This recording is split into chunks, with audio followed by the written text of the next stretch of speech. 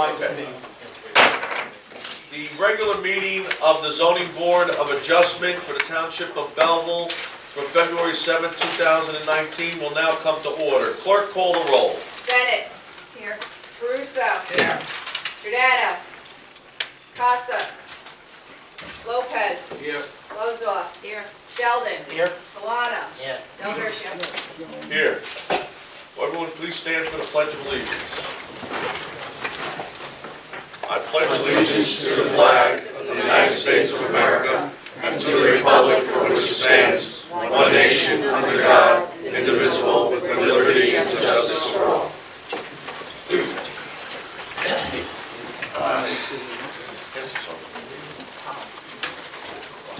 For signatures.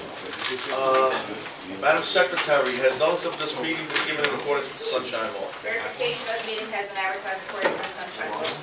Okay. Next on the agenda is the minutes for January 3rd, 2019. Motion to approve. Without changes? No change. Changes. Do I have a second? Motion made by Mr. Milano, seconded by Mr. Caruso. Clerk, call the roll. Bennett.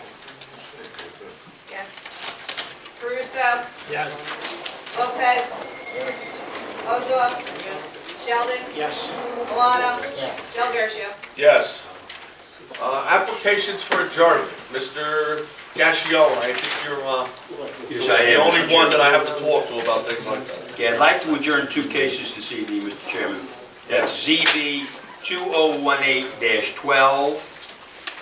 That's 5759 Magnolia. Magnolia. I waive the time constraints, and I request that I do not have to reserve, and we can be heard the next meeting without notice, Okay, without further notice. yes.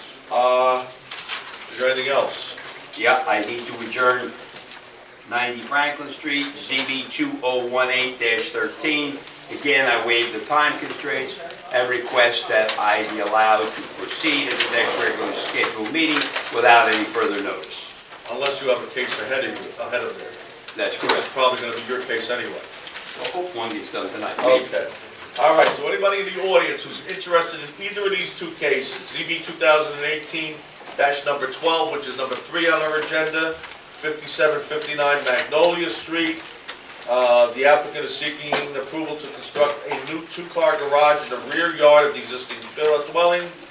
And number 4 on our agenda, ZB 2018-13, that's 90 Franklin Street. The applicant is seeking approval to legalize the use of the subject property as a mixed-use building with 2 commercial tenant spaces on the first floor and 1 residential studio apartment on the first floor. There's additionally 2 units on the second floor. And there's 2 units on the second floor. Thank you for correcting me on that. So either of those applications will be heard next month on March 7, 2019. Hopefully, there will be no further notices either in the mail or in the newspaper for those cases. And now, Thank you. that's it? Okay, now we will go on to our first, well, we do the resolutions last. First case on the agenda, which is ZB 2019-04. That's 548, 568 Franklin Avenue, Sound Development LLC. The applicant is proposing to build a mixed-use multifamily and retail on the premises. I'm advised that notice of publication are in order. Is that correct, Gene? Yes? Gene, that's good? We good on notice? Ms. of Kerner, publication? you are Okay. the attorney of record, so you may proceed. Thank you, Mr. Chairman. It's always a pleasure, members of the board, to appear here for the zoning board in Belleville. And we're starting this case from the beginning again because there's an additional property that's been added, and we have 2 new members that were not here when testimony was given the last time. That is correct. You weren't here then. For those You weren't here in members, February, Lauren. we presented last time 6 months ago. It was in August. And July 5th. But you started this previous to that, if I remember. July. We were supposed to then go in August, we adjourned. So 7 months ago. 7 months ago. 7 months ago, sorry about that. In that time, was time well spent by my client because during the process of listening to all of the comments that were made here by the members, by the professionals, by some of the members of the public, my client diligently went back to the drawing board with his experts so that he could, with a heightened sensitivity to what everybody wanted, and he was in tune to that, so he could come back and represent tonight a beautiful project. This is coupled with his desire to build an amazing complex at the gateway of Belleville, where people enter into the town and also leave the town. So we're pleased to move forward tonight with our newly revamped and embellished project. Through the plans, through the testimony of the architect and other experts, you will see certain items that will please this board. You're going to see a reduction of variances, in some cases elimination of variances. You're going to see creation of new on-site parking that previously did not exist. You're going to see relocation of driveway aprons and curb cuts so as to create additional parking.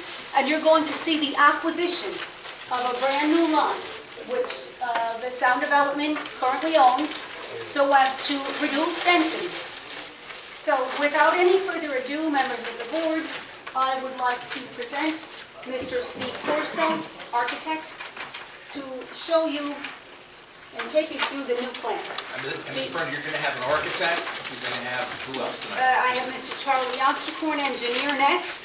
After Mr. Osterkorn, I have Mr. Joe Steiger, the traffic expert, and we're going to conclude with Mr. Paul Baum, plan. Okay. The client, Mr. Mike Pasillo, was also here with the other members of the corporation. Okay. Mr. Pasillo did testify to the particular aspects of the project. He testified to the aesthetically appealing aspects, to the high-end finishes. He presented a board that was previously marked, showing the type of construction that he does. He talked about key fob entry. He talked about cameras for security. He talked about the fact that every unit would have its designated parking spot, so he would know at all times who belongs where. All the spots were to be designated. And he talked about also having a resident manager, as is customary for all the buildings that he puts up. He has a resident there that knows the comings and goings, the ins and outs and operation of the building on an hourly basis. Mr. Corso, since we're basically starting anew, if you could raise your right hand, please. With regard to this application, do you swear the testimony you're about to give shall be the truth? I do. Would you state your name and spell your last name, please? Stephen Corso, C-O-R-S-O. When you were here in July, I believe the board qualified you as an architect. Is that still your profession, and is your license still on? It is and it is. Before starting, I'd like to just have these marked. If there's a member of the board that doesn't have it, let me know. It should have been included with the packets you received. It's a rendering. The new one has not been included. Okay, so That's then fine. I'll have these marked.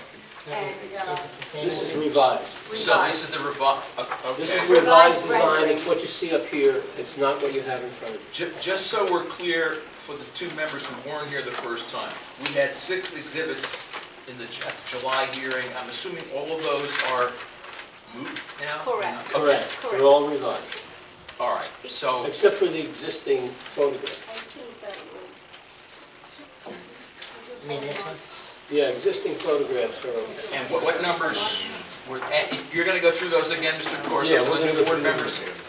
All right, then let's, You want to start with A1, well, or, I'm sorry, A7? A7, because we have some exhibits that are going to be used in this application.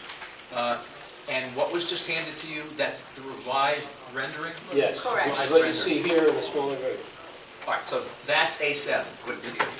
Okay. All right, that's A7, and what you're handing out, I'm assuming is exactly what you're showing us, but in a smaller version? Correct. Okay. Well, none of us, I believe, have that new picture. You had the No. old picture. Correct. That's what he's doing now.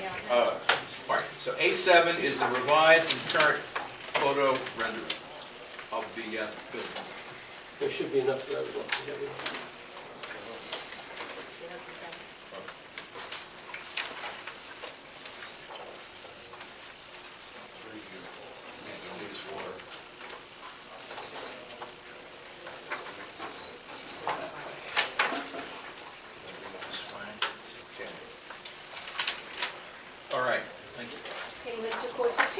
the application, please.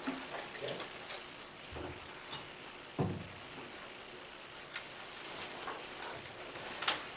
One of the main ideas of my design was to make it rememberable and very dynamic, but I still wanted to make it fit in as much as possible with the scale of the neighborhood. So, being a three-story building, I made the top story a mansard roof with dormers, so that it looked more like a 2.5-story building, and that tends to help it fit in.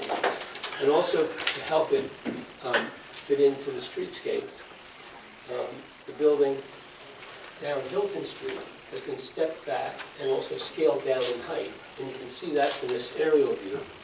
Here's our project here, and you can see how it steps back to fit into the existing houses and to scale back to the existing houses.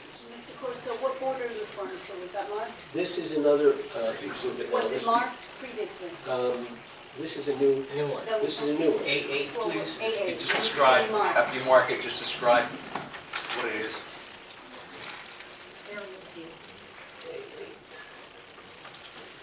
This is an aerial view of the project showing the new building on the site of the existing land with a photograph of the existing aerial view superimposed. But it shows you nicely how it fits in and steps back to the streetscape of Hilton Street. It shows the roof. It shows how the tower comes up a little higher because we have an elevator now that comes up to a roof terrace on the top with some planting and some green area on the top, which was just added for this change in the application. And that's recreational area that the occupants can All the utilize? tenants can use, they can go up in the elevator or on the stair to get there. In the tower. Yes, within this tower, there's an elevator that gets you up to the roof. Can I swear Mr. DiBiase in for a second? I mean, yeah. Does Lorenzo? Lorenzo, I'm sorry. All right. Frank, if you and Tom could raise your right hand, please. With regard to this matter, do you swear that any testimony or comments shall be the truth? Yes. All right, and that was the township zoning officer and the board engineer. While we're going through this, I want to ask him a question because of this tower. Does this tower go above the height that's allowed there? Does that become another variance, is what I'm saying? I have it. There was already a height variance. It was listed as a variance? It's a story variance, but not a dimensional height variance. Right? But the tower itself can go beyond that because it's an exception under section 23-18.16. It's an exception because elevators and penthouses and similar structures are allowed to go up above. I just want to get Frankie. Yes, on the he's record. correct. Yeah. He's It's correct. correct, okay. Well, I don't want to have an extra problem. Okay. Yes, and the elevator is this structure, and the only So the only thing on that top floor, or where those windows are, is the elevator? It's the Correct, the elevator, elevator that's the equipment. only story on that top floor. Yes, And there's a exactly. stair too, but that's part of a similar structure. Right, okay. And they're less than 25% of the area of the roof. That's part of the condition and the exception. Okay. You may continue, Mr. Corso. Yes. Another aspect of the design is that it's raised up and there's a lot of air and light that moves around the building because it's basically, it's open on three sides. It's got two streets and then the right-of-way for the power, so that there's a lot of light and air that moves in and around the building. And because we have a coverage, the coverage requirement in zoning is there because it wants to make sure that you get light and air in and around the building. And the fact that we have so much extra, because we have three sides open, normally you have just one side, you're on the street front. Since we have three sides, that really ameliorates the effect of the coverage variance. Also, some of the other improvements that we made recently is, as Ms. Perna stated before, we took the driveway off of Hilton Street, and we have both an in and out driveway now on Franklin Avenue. So all the traffic is on Franklin Avenue, and we added where the driveways were, a lot of landscaping on Hilton Street. So that's better for the quieter street, and now everything is on the more traffic street. The parking has been increased. With the addition of the lot behind us towards the right-of-way, and the fact that we put lifts in, we were able to meet the parking requirement completely, so there's no more parking variance. We What do you increased mean the lifts? What lifts? On the, this is the parking layout. This is Hilton Street here, and this is Franklin Avenue here. And as you come in and out of the parking lot underneath the building, we have 7 parking spaces which have lifts where you can park your car, and then the lift will pick you up, and then you have another space underneath. So that would have to be assigned to one unit then? Yes, that would be assigned to one unit, almost like a tandem space. Now, the additional property that was obtained is in the upper right-hand corner. Why isn't there additional parking spaces there? The original idea was to just park directly behind our property on that. But that is something that is, I guess you'd say, open for discussion about. Well, let me ask you a question. How many parking spaces do you have here with the lifts? 68, 68 parking spaces? and there's 7 lifts, so we have 61 without them. All right, so we meet the requirement of 1.8. Yes, How many units? 38 units. I don't know what that number is. Yeah, and that was getting, Basically. we had 48 units when we previously applied, 42 units when we previously applied, and now we've reduced it to 38 units. We've also moved the building. Is this new? This is the new one. 8-9? Oh. No, it's the same one, that's the Yeah, new let's copy of this. That's fine. On the end of the building where it meets the neighbors on Hilton Street, we've pulled the building in 4 feet to give them more space there. Now we have 10 and a half feet on that side, which further reduces the side yard encroachment. It further You can see that. reduces the side encroachment. Thank Yeah, you. so you can see that there's a lot more space here. And we're actually about 16 feet back with the frontage on this section of the building. Which you weren't before, am I correct? Right. Going into Hilton Street, correct? This is Hilton Street, yeah, and the building that we'd be removing is only 3.5 feet back. So we're really opening that up to the We neighbor. have line of sight up the neighborhood. Better line of sight, much better, yeah. And the fact that we step back like that makes it really nice, a nice streetscape effect. And what about the improvement to the rear of the building, which would be the east side? Can you talk about that setback? Yeah, well, that's another good point, because where we come the closest to the neighbor here is just a very small depth. And it's sort of, the configuration sort of matches with the depths of the houses. So that we sort of align with the houses there. And then as you get further back, we're much further away. So we have more of an open space where they have more of an open space. And that helps it fit in also. Any questions? I have a quick question. The setback that you were just talking about on Hilton at the end of the building, that's all going to be, what, landscaping? This is all landscaped here. Yeah, you can see it better on this rendering. This is all landscaped in the front. Yeah, I'm talking about towards the end where the setback is that you were talking about. You said there Oh, was you going to mean be an between this additional... building and the side? Right, That's also 10 and a half feet of landscaping. it's 7.5 feet of landscaping? This tree here, see? That's what you're talking about, the tree on the left, all the way to the left? Yeah, that's actually on the neighbor's property. Oh, that's not on your property? No, that tree's on the neighbor's property. Okay. It's currently there, that tree? I think so. There's currently a tree there? Actually, I'm not sure.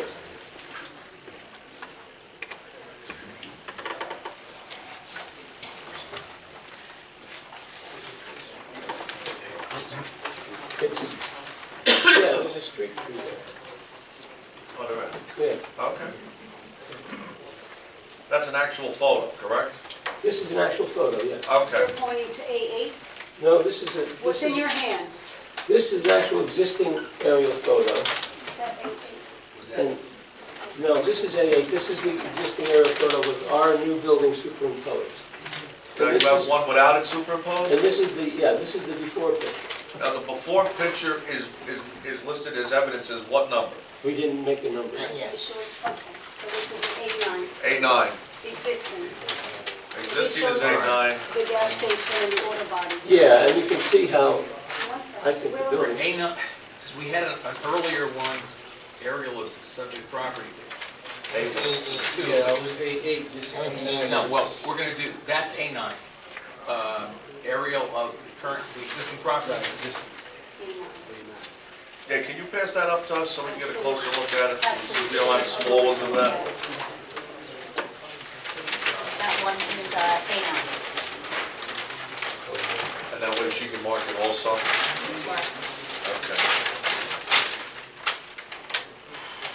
This is the building that went down. This is the house. Doesn't look like that. It looks like the setback. So this is all going out. What's the issue? This is all. Let me see. This is this one. January 29th. Mr., I think maybe your professional report, but if you look at the landscaping plan that's included in the construction plan, it's a little different than what your rendering is. It does show two deciduous trees, dogwoods on the Hilton Street side. I think you gotta look, I think the board should look at the landscaping plan in his set of plans. That's gonna give you what you look at plan, not, we'll talk about it, because it's not like later. It's not, it doesn't reflect what's in the rendering. this rendering, Yes. That's the way it is currently. so he has more trees than us, and It shows a couple of deciduous trees in front of the building.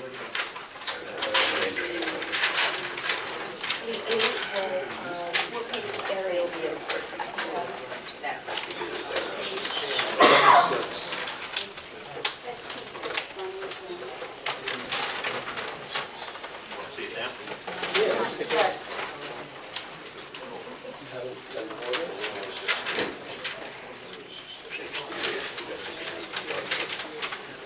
Supposed to be 117, it's supposed to be 77.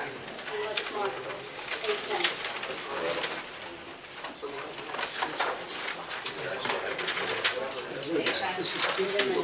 What is A10, I'm sorry? Sheet SP6 of the engineer's drawings, of Mr. Osterkorn's drawing. Sheet SP6. And what?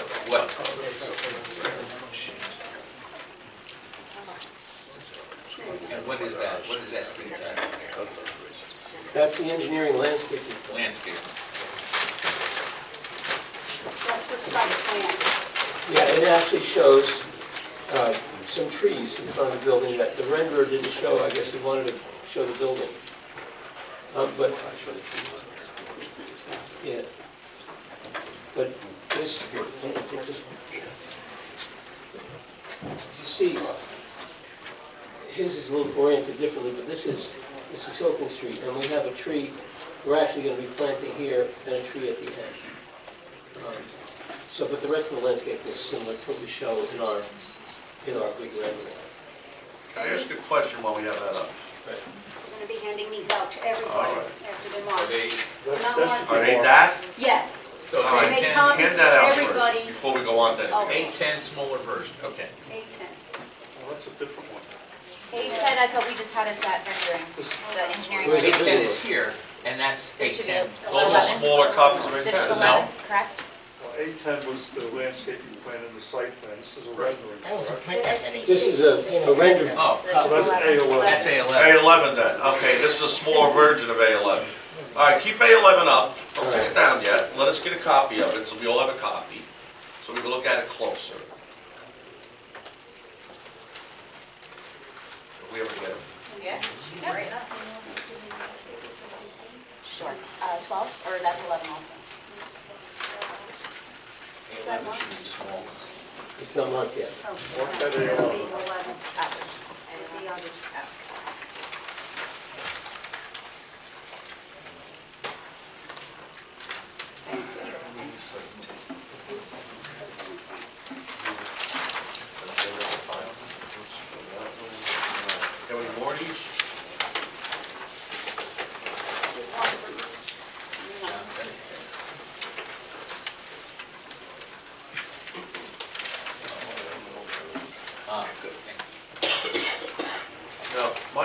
question is this. You see the end of that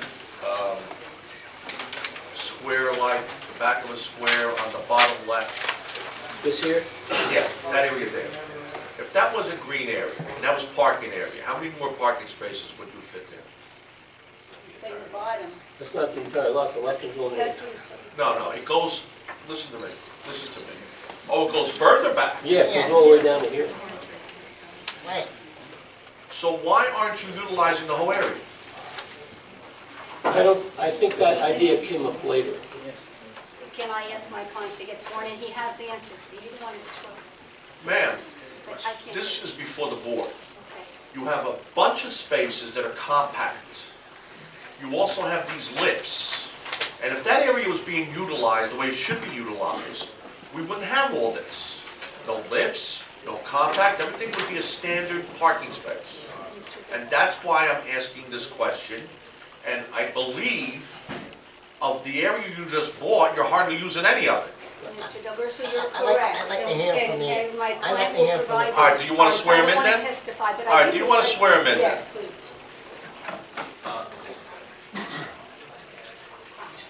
Let him ask. That's all their property.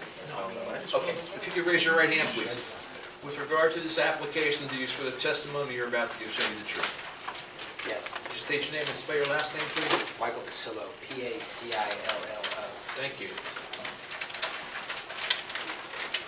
Mr. Pasillo, you recently purchased Lot 9.01, which is part of the triangle on A11, which everyone is talking about, referring to. Is that correct? Correct, Are you aware of the depth of that lot? I am, Are you aware of how far back it goes? I am, Are you aware of how it abuts against lots beyond yours on Hilton Street? I am. And what is the reason why you are not? Can I interrupt?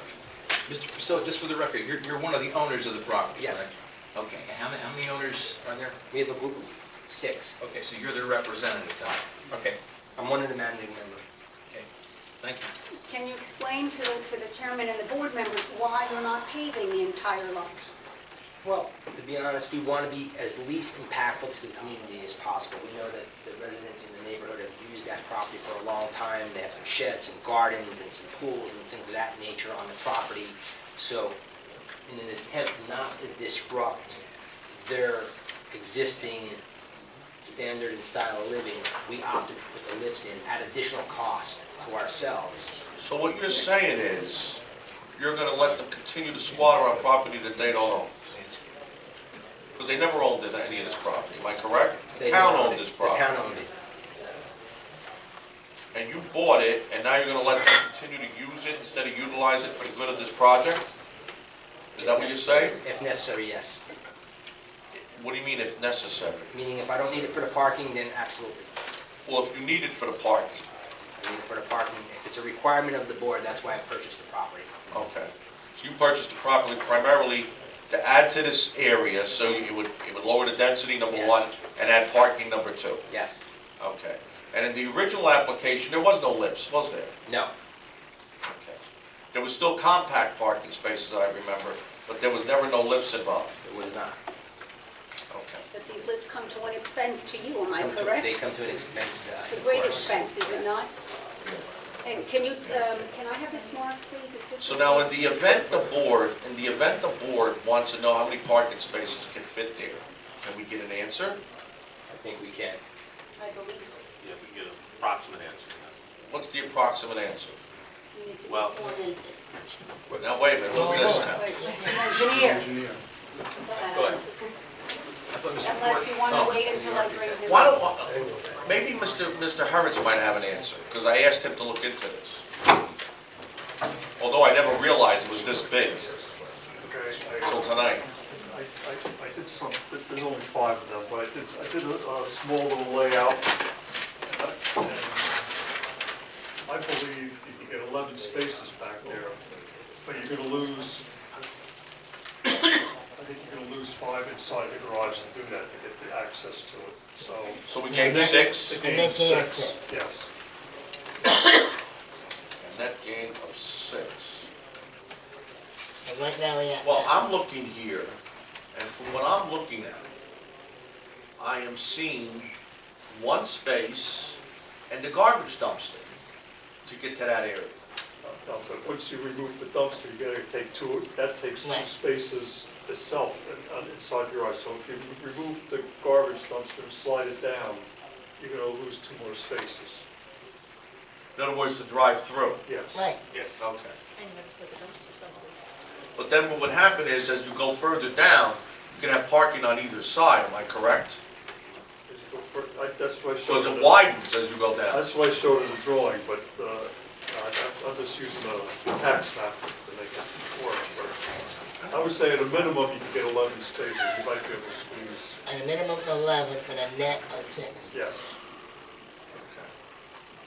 And right now, your testimony is, as is how many spots? Without the 10, 61, without the lift. without the lifts. And we're looking at, you say 38 units? So we would be one, if we took out the lifts and added the back here, we'd be one space short. If you added the space there and took out the lifts, Be one One space space short. short. you would only be one space short. So you have to ask yourself, But if we really, if he says it's a minimum, if we really study it, we might gain that space. You might get another space back. You might, yeah, So you might end up with 68, you might. and there would be no lifts involved. Right.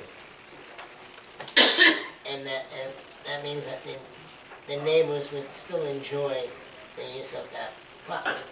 Well, no, because that property would now be all parking. Well, that's But what I'm saying question. is, My question was, Mr. Chairman, go ahead. right, was how many spots without the lifts right now? 61, Okay, 61, right? And there's 38 units, correct? right, So you need how many should be short then? 7. 7. And the neighbors would still have the usage of that particular piece of property, correct?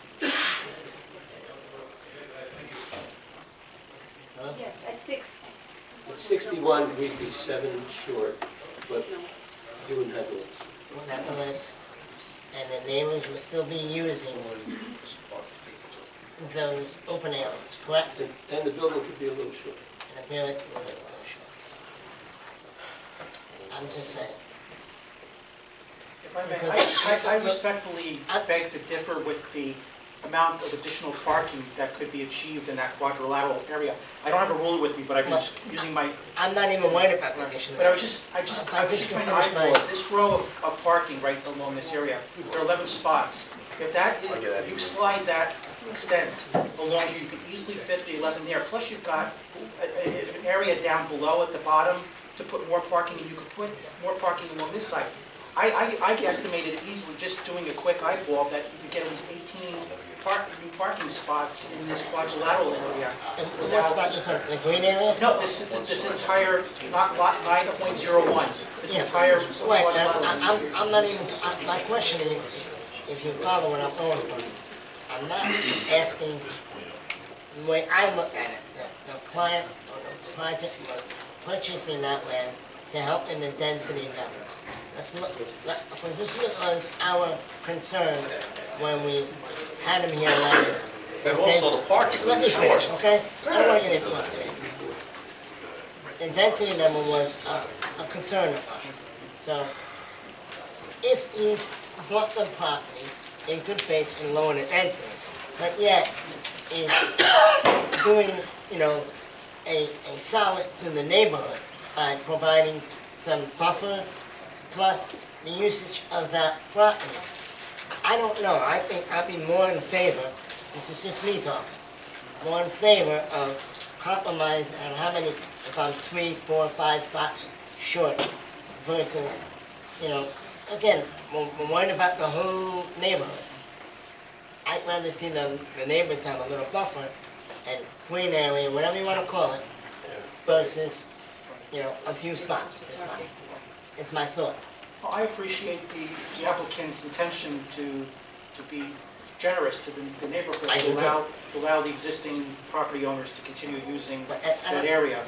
But he's doing a really nice thing for them. He's picking up the property tax and letting them use that. No argument, and that's kind of what I'm weighing out, and this is our job to weigh out the pros and the cons, and with all due respect to the chairman, I'm not a big fan of mechanical lifts, but, you know, if you guys felt that strong that you had to have 3 more spots, let them buy the mechanicals and let them leave the land alone for the neighbors. That's my thought.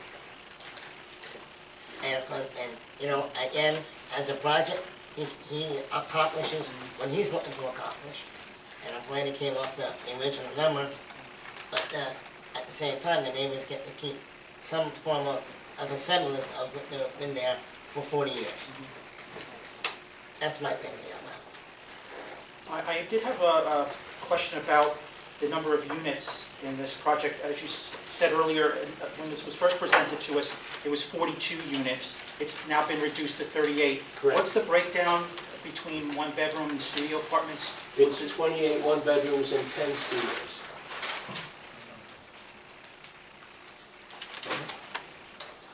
And the density, in the notice that was printed online, it said that the density with this new application is 66.62. I'm glad you put the extra 2 there, so it was just 666. But 66.62 units per acre. Does that include? I don't think that's correct. Well, that's what the legal notice said, 66.2. Is the density different than what's? We wanted to be conservative Right. and not assume things, so we said we better err on the side of being super So when your conservative than... testimony, when you have testimony to be more actual, Mr. Baumann will present the exact, based upon what...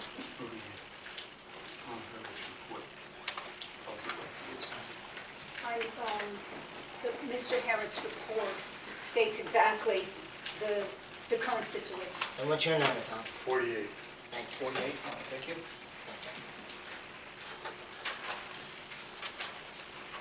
That's just it. In that calculation of 48 units, that is using that entire, including in the acreage, that entire lot, just not that minimum section, you're using that entire Includes the lateral. whole ownership. Using the entire lot. Right, all right. So if you were, just hypothetically, to ignore the piece of land that you're going to allow the neighbors to use, continue using, then that density would actually increase. It's no longer 48, it's probably back up into somewhere in the mid-50s, I would assume. At least. If you ignored it, yes. Yeah, But we would we're still not- own it. They still own it, so Well, you don't do it. It's part of the project. It would be reserved from anybody building on it, so we'd be able to include it. We're not building on it, and that'll be, you know, that's the thought process. Well, let me ask another question then, based on all this. Since you're not gonna use it for the property, does that now leave it open that you could sell it to the neighbors? And that way the density would go up like he's talking about? That would require a variance. In other words, you would have to come before us, or you would go before the planning board? Yeah. Use variance for density. No, that would I mean, That would density cause a variance. use variance for an existing building, is what I'm saying. I think we should ask Mr. Di Lorenzo that question. Frankie? Yes, sir. In the event, the part of the property that's not gonna be utilized, let's say neighbors wanna buy it from them, can they buy it from them and not have to come back before the zoning board? Would they be able to go to the planning board as a It subdivision? sounds like an attorney question. Well, I can ask him. What about It's a It density. has to go before him first. It's increasing the density, you need a subdivision, depending what they're using it for. If there's no deed variance, it's a Right. planning board matter, Right. it's just a deed, it comes to us, Zoning but I board. haven't really thought that through to determine what it Can we would be. restrict that? Yes, you could condition that there's We no can further restrict it to this subdivision of the project. property. Yeah, this is not rocket In science. other words, we could restrict it that it can't be Well, subdivided. would your client accept that restriction? There you go. Answer the question. Thank you. Okay, Thank you. let me go on. Yeah, I think we can. You want, I'll let you go back. You good? Well, I just want to follow up on, you had mentioned if we could do what I said, right? You can lower some of the, just be a little more specific. Yeah, the lifts would require a little more height underneath the building than we would require otherwise. So we would have about 1 foot 8 inch to 2 foot difference in the height of the building, somewhere in there. And so, just for my own edification, without the the center of the building, what's the height there? It's about 40 feet to here, and it's about 48 feet to the middle. So you, and. But the height to the roof line is 34 feet 4 inches. What, would that height come down or no? Yes. So, Yeah, everything, I'm just saying, you know, in my mind, you know, to me, I think that's more advantageous, personally, you know. What do I know? What's more advantageous? The height? Lowering the height of the building. Lowering the height of the building Yes, is more advantageous? I think so. Removing the lifts. More than less, I mean, it's a great gesture, don't get me wrong. Would It's you a great, grant a variance for parking, because they were short on parking? well, again, that's my whole conversation with. I'd be more willing, more flexible, because my thing, if anybody wants to rewind to the original meeting, was about density, okay? And they made an effort to mitigate that issue. So my point is, I mean, I'm a parking guy too, I'm not gonna say I'm not, you all know I am, but when a project this size, and if you're thinking about your neighbors, that means that's a good neighbor.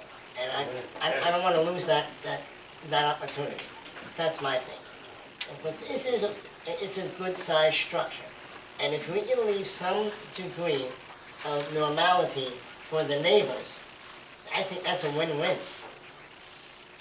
That's my argument.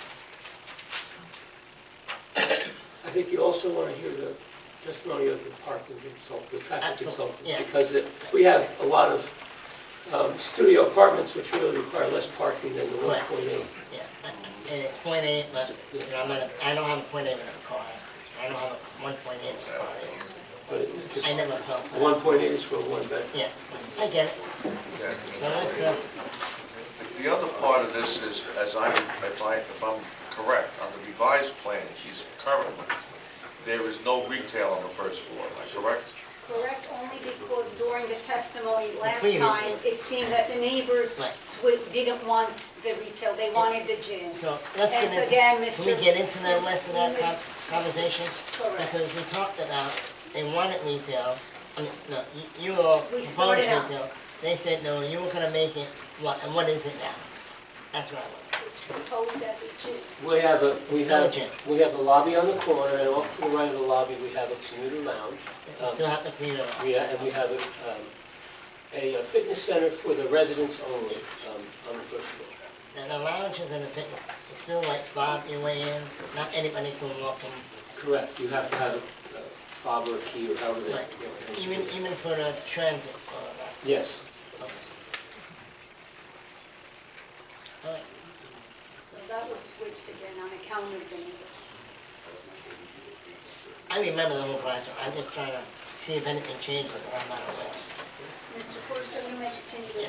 Yeah, some of the other improvements that we made were because we acquired the lot in the back, the rear yard now is not a variance. We have 22.4 feet when 20 feet is required.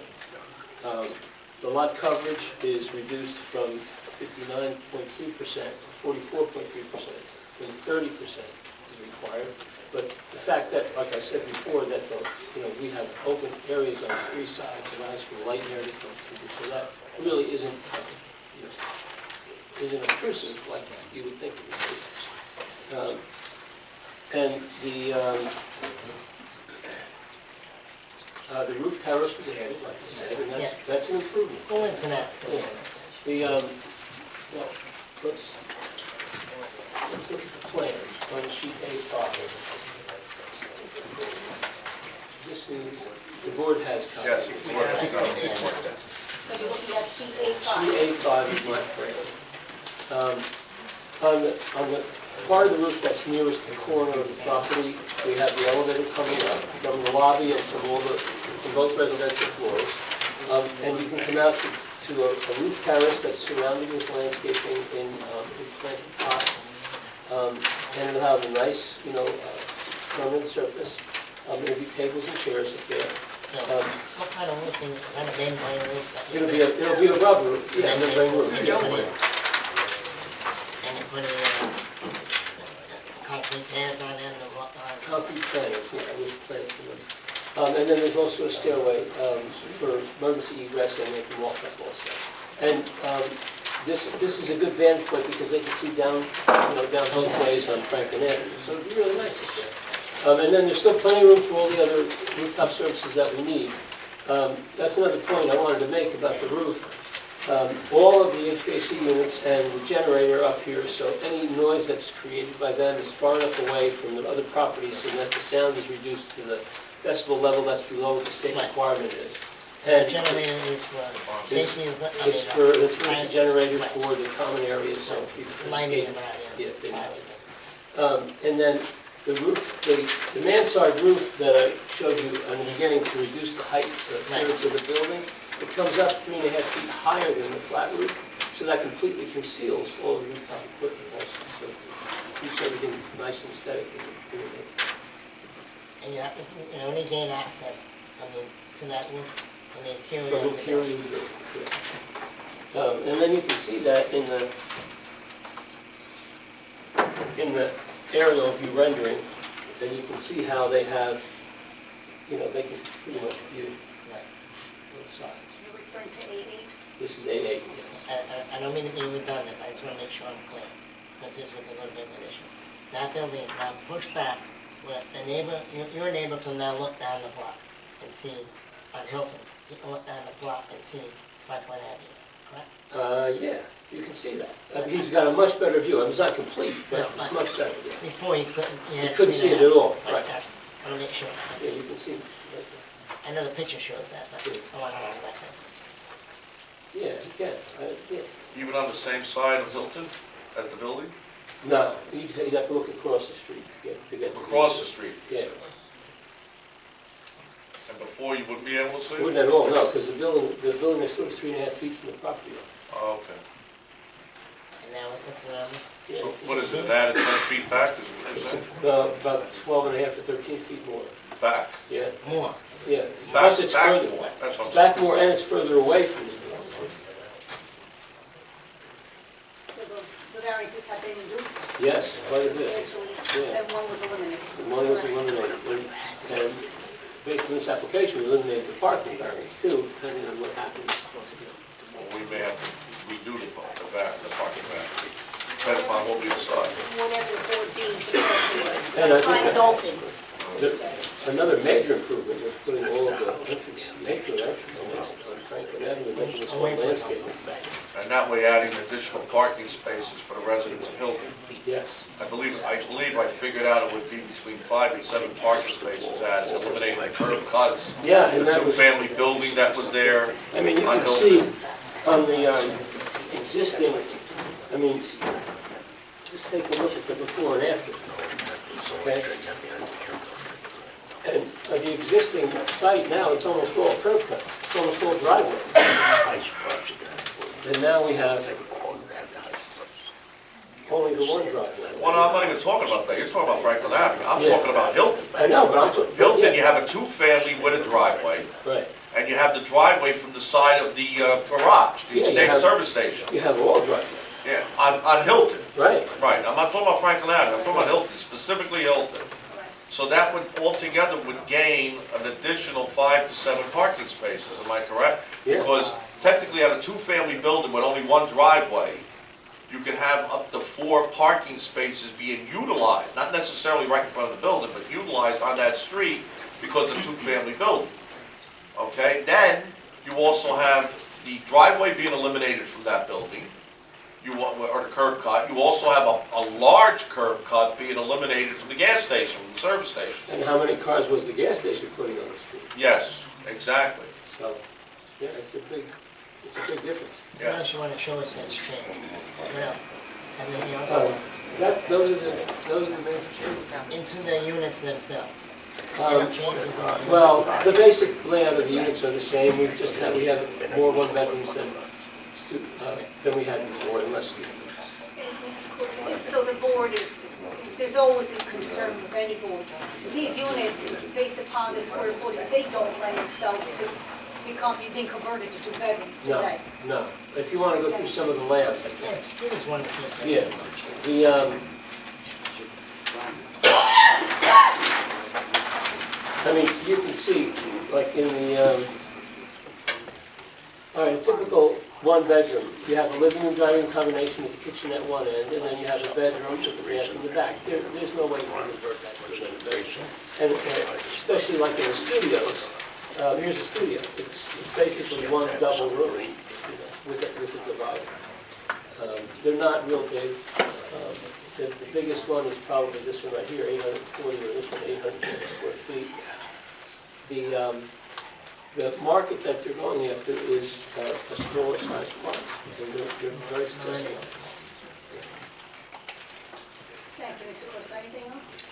No, that's right. I'll offer Mr. Corso to any members of the Now- board for now- additional questioning. I'll let Mr. Milano ask first. I did have one question of manager.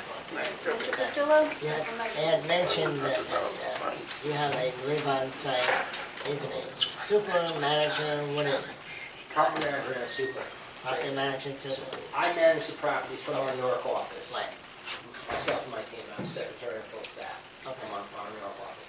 We have an on-site resident manager slash super. That person would handle minor tasks, oversee the property, call me, or handle my rest of my team regarding anything that might need to be done in the building. So let me just, like I say, and one of the reasons I wanted to try to stay in the footprint that they put, because knowing a little bit about this business, snow removal is something that's, and all of his parking spaces are quasi-protected. Right? If they weren't protected, you would have to not only plow, but remove the snow from that project. So that's why I try to balance between things. So if for some reason you do get drift, or whatever you want to call it, underneath, right, you're going to remove that snow? As you said, the building is majority, the parking is majority covered. Right. In the event that any snow is Right. accumulating on the exterior of the covered property, You're we going remove to it. remove it. We run a full fleet of trucks. Okay. We have contracts for snow removal, of course. You understand what I'm saying? So, I'm not looking to leave the snow there no, to let it... picked no, up, right. picked up and removed. That's my thought. I was curious. So technically, the gray area is exposed, am I correct? Yes, All right, so that would be exposed, the gray area. Right. some of it is. And he would have to, and that's why he just gave testimony, in those areas, he would have to not only plow it, but move it, either onto a grassy area, whatever it might be, onto a truck, what have you. I'm not looking for, on a project where it's kind of tight, right? You don't want to restrict the parking area by just, plowing snow up and piling up. He's talking about moving it, and that's why I asked him that, Moving it or removing? removing, Okay. removing The it right word. from the spot. Okay? And take it off the product. Well, he can put it on a property that's not being used, If he's putting it on the grass, or, I'm not gonna dictate to where, because I'm not driving by and making sure he's moving snow. Maybe you have nothing. No. Why, we really don't I got have this. But that's not the issue. The issue is, The issue is, his testimony is where it is limited, he's going to remove the snow. Correct? of course, As needed. It's seldom needed to remove the snow, but as needed, our contract stipulate that, and it's not only for covered parking areas, but we have buildings that are completely open. And if the snow impacts the parking, we remove the snow. So Yeah, that's- a lot of landlords, I know for a fact, just keep making the hills higher, and I get that, and I understand why, but you get meltage, refreezing, and then you have an ice skating rink for a parking lot, even if it's covered. That's why I asked that question. now, based upon his testimony, you mentioned there's gonna be an on-site super. Is he gonna be one of the 38 units, or is this gonna be a 39th unit? 38, part of the 38. Part of the They 38? All right, I live wanted that on they live the in one of our record. That's units. fine. Okay. Any other questions by members of the board of the testimony? Yes, I have one comment and then one question. First, the comment, I agree with our chairman that the fact that there won't be any driveways on Hilton Street is a very positive feature of this project. I also had a question regarding the rooftop garden. That's another wonderful aspect of your design, but I just wanted to ask, for safety purposes, is that just a sitting area, or will people be allowed to barbecue, to cook in that outdoor seating area on the rooftop. Just a sitting area. So people will be banned from doing any cooking at any time during the year, with summer July 4th barbecues on that rooftop garden. Yeah, that's what I understand. All right, thank you. All right, I have an additional question. Now, I see the front of this. I don't see the back. Well, look On at the plans, go ahead, yeah, change the look at sheet page. A4. Same finish all the way around, it's brick with concrete lintels and sills, the same windows all the way around. This is the Hilton Street facade, this is the Franklin Avenue facade. This is directly on the other side from Hilton Street, facing the power lines. And this is facing the backyards of Hilton Street. So there's a wall there? Yeah, there's a wall that encloses the parking area. So All right, they're how opposite. high? It's 6 feet. 6-foot high wall of what construction? Brick? Now, I looked at that, and I also looked, when we were talking about this, of the green area here. And there's supposed to be a dog run, there's supposed to be like a picnic area, but the wall is solid. So if the wall is solid, how do you access it? He's going to get to that. Our building expert, Mr. Our engineer has Osborne, laid engineer. that out, so he's going to I thought that's part of architecture. well, whatever on the site usually has to do with the engineer, you know. He's gonna testify to He it, will right? All right, all right. He's That's going fine, I'll leave it to him. He's gonna testify. Any other members of the board have questions of this witness? Okay, go ahead. Would we ask him about the, Based upon the testimony you gave. based on the testimony that you gave, you said that, it was questioned before, there's going to be additional parking created on Hilton because of the moving of the entrances over to Yeah, I the other agree side. with the chairman that that would happen. He had said that it's going to create additional parking spaces there possibly, would you say about 7? I would say anywhere between 5 and 7. I don't know, I'm not an engineer. And the I don't give front of estimates. the building as well would contain parking, because for the most part, right, your residents are gonna have a parking space within the building. So for the most part, that area in the front is not gonna be utilized, that's okay, by the tenants. So, in the prior time that we were here, one of the concerns that was raised by the neighbors was that, that of parking, both in the front and on the side. But it looks with these changes now that they're gonna have additional parking, not only on their own street, which I believe is permit parking? It's permit parking, from what I understand, yes. I believe that they're gonna ask that the address on the building be that of Franklin, so that the tenants in that building cannot use the parking on Hilton. And they're gonna have plenty of parking underneath. So given that that was their concern, the parking for the retail, can we reconsider the retail that I think we spoke about, which was, I think, something around about 1,500 square feet? It was 500 something. It was 500? Yeah, and that would entail using the space where the commuter lounge is and the fitness center. But that obviously is something, I guess. I'm open to it. I like the commuter lounge, I like the fitness center. I'm not married to the retail space. I think that the gym and the fitness center and the commuter lounge is an enhancement to the building. And I can go either way on the decision, depending on what the board feels is more I'm gonna amendment advantageous. it. It's part of the amenity package. We're trying to draw. This would be a true luxury building, with amenity space on the first floor, commuter lounge, rooftop lounge. So it's a true luxury building. It's not your typical apartment It's a building. different clientele. And the retail space would bring more cars. Right, so, So- the retail space, for me, is, how the board sees it, and if they feel that they would, and or the residents of the neighborhood, they would like to see the retail, we'll put it. If not, we'll make a beautiful amenity space on the first floor. So you're open to whatever way the Either way. board wants. Thank Either you. way.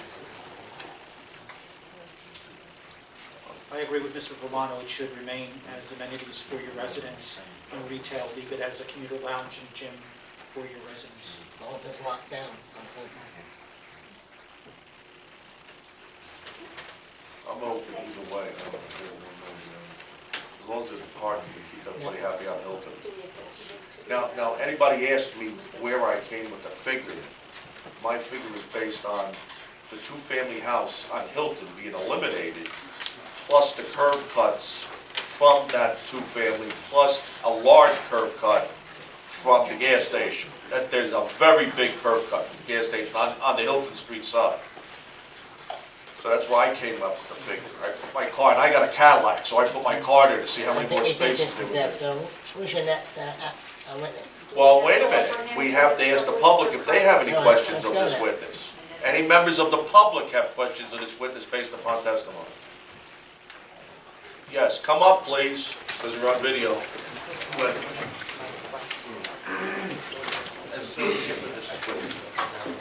Yes, Mr. Frantantoni, name and address, please. Vincent Frantantoni, 129 Mount Prospect Ave. Can you spell your last name? I'm sorry. Frantantoni. Thank you. Can we get a definite number? There's several numbers on the parking, 68, 61. What is the final? Here's what it is. Total It's parking. 61 without the lifts, with the current out of the thing. With the lifts, it's 68. It could also be 67 or 68 if all the area that was acquired would be utilized. So those are the three answers you got. And how many of them are compact roads? Compact. You have to ask him because there's a bunch of compact on there.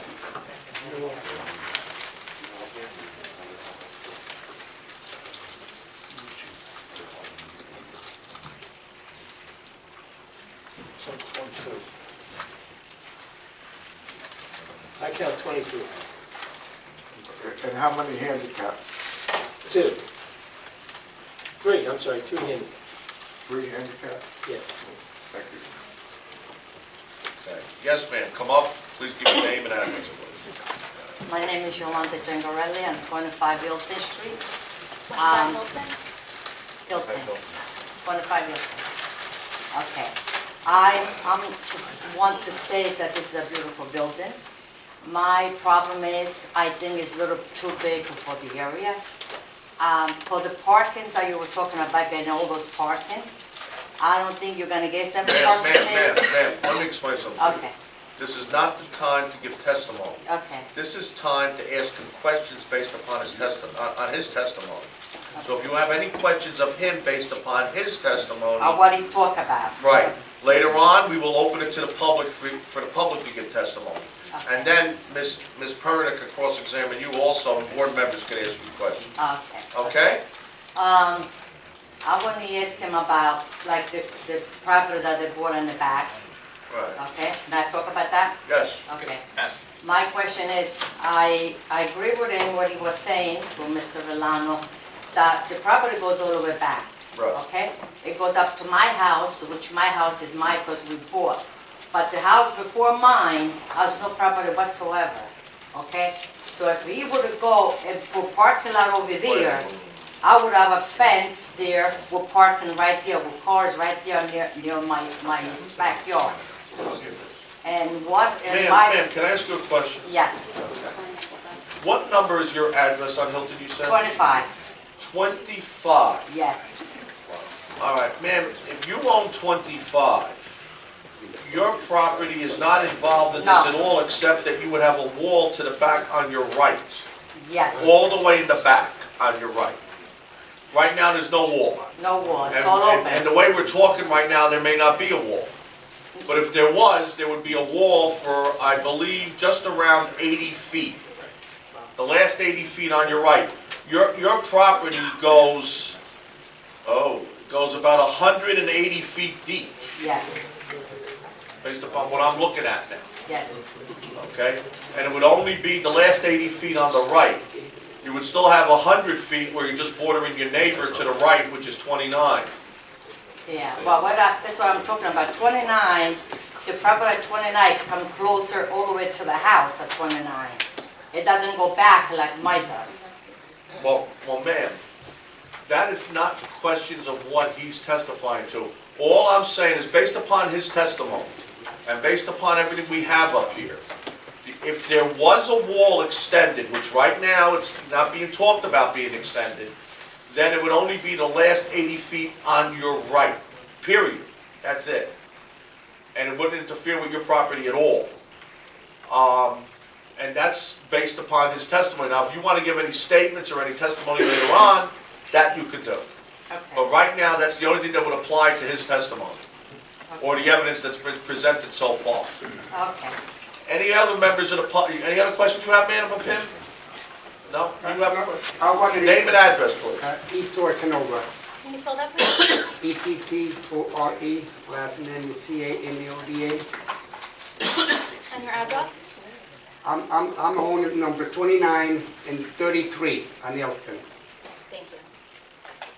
Okay, that is the question I would like to finish with the parking space Right. beyond the, the property. If they're gonna put a park space, between the property. That hasn't been decided here yet, But that's- behind your property. Yeah, that's my That's question. being discussed, but right now, they're not proposing it with your property, as far as I can see. You're the next lot after hers, Right, going toward Franklin Avenue. correct. Actually, you got three numbers, you got 29, 31, and 33. You got a Yeah, double number on one lot. Because at 33, they have two numbers, 31 and 33. Yes, yes, exactly.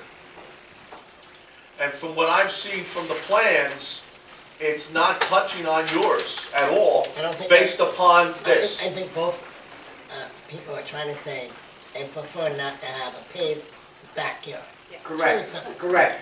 That's You it. want to have that open. That's And really what it. it was It's not hard to saying, figure out. forget your name, I'm sorry. Well, it's still testimony. If we bought the property, basically, if we have to use or not, or a landscaping, we're fine with that. I have no question. That's what he was trying to say. Okay? I only have a question of parking. But if you want landscaping around there, I'm good with that. That's my question. That was it. That's it. But you realize it's his property, not yours. Absolutely. Okay, all right, And just as long as you understand and each no other. decision has been made. And no decision has been made Yeah. yet, exactly. If it's parking, then we'll take the next step. Okay. Thank you. You're welcome. Any other questions of this witness? All right, we will take a 10-minute recess because our stenographer needs a rest. The regular meeting of the Belleville Zoning Board of Adjustment for February 7th will now be back in order. Your next witness, Ms. Mr. Charles Osborne, Yes. engineer. Yeah, there were no more questions. Okay, could you raise your right hand, please, sir? I see it's raised. With regard to this application, for the testimony you're about to give us the truth. Yes, sir. State your name and spell your last name, please. Charles Osborne, O-S-T-E-R-K-O-R-N. I'm with Osborne Engineering Associates, 121 Gosden Avenue, White Cliff, New Jersey, 07480. So your first name again, Charles? Charlie.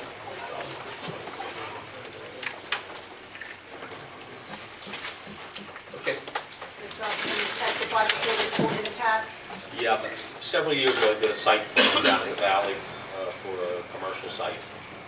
But, yes, Your credentials have not changed since? no. You're still licensed? I'm a licensed engineer, I'm a licensed surveyor, and a licensed planner. And which hat or hats are you wearing tonight? Engineer and surveyor.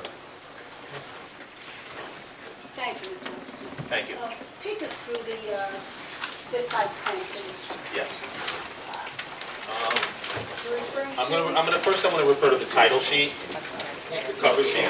Is that SP1? That's SP1. All right, this shows the shaded portion here, shows the property, including the triangle piece that was bought from Belleville. We're in an RB zone.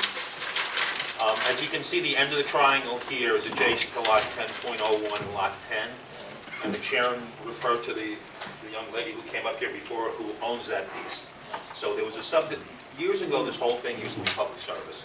They subdivided it off, and lots 11 and 10 bought the rear parcels. The adjacent parcels along here front onto the triangle. But we're proposing to go up to an area here right now, and that's what we propose.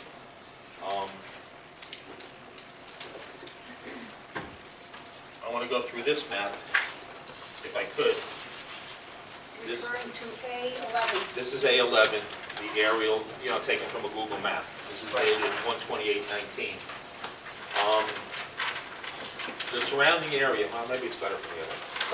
Hold on this one. Across the street on Franklin, we have a parking lot and an apartment complex across the street.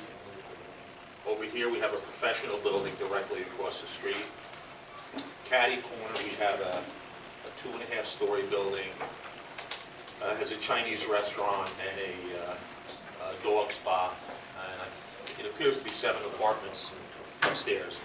This is all mixed use along here. Would that be the northwesterly corner? Yes. Yes. And adjacent to that, we have another building that also has two units above it. And that's on the corner of Sargent over here, which is off the map.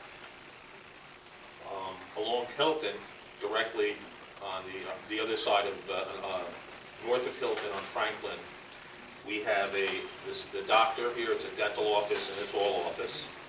Next door we have Domino's, which has about 3 units upstairs. Next door to that we have a nice 2-story brownstone which appears to have 4 units. Next door to that we have a 3-family 2-story. And then the end unit over by Essex Street, we have, it's a vacant shoe shop, and there's appears to be 2 units on top of that one. So generally along Franklin, we have a lot of mixed use in here. The offsets of the buildings on Franklin pretty much come out to the property line, so they'd be equal as far as a landscape to what we're proposing. On Hilton Street, we have a single family next door. We have another single family, then we have a 2-family. Across the street, we have a single family, and I think there are 2 2-families across the street. Directly behind us, we have a public service right-of-way. So that's the general area. What we did is we laid out the brown section is the building. As the chairman stated, this gray section is the parking area that's going to be exposed. We show landscaping along the front and the side, 3 sides. We show a small landscape area back here with a 12-by-36 dog run. And we have a landscape seating area up front. We're going to have, tables or chairs in both of these areas. Can all of you see? Can you hear me? I'm sorry. I'm concerned that they can see you, that's all. Okay. So that's that. Do you have any questions? Yeah, what does this have to do with engineering?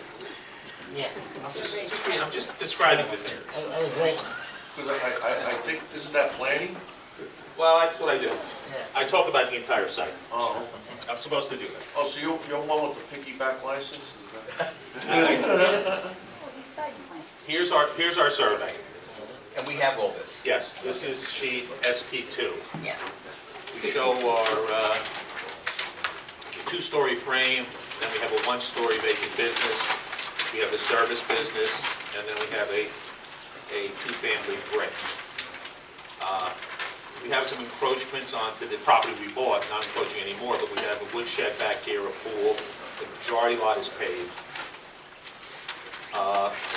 The lot immediately next door to us, which would be lot 6, there's just basically green space back in there. Lot 7, we have a shed and a fence that encroaches onto the newly acquired lot 9.01 by about 16 feet. And on lots 8 and 9, we have 2 sheds that are located towards the back of the lot. That's that back corner of the triangle.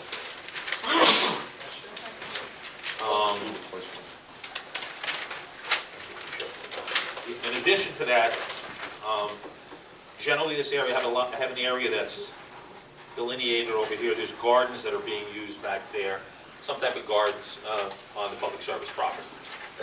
So the people back here are definitely using the property in the back. Mr. Osterkorn, please take us through the parking now. Thank you. Okay.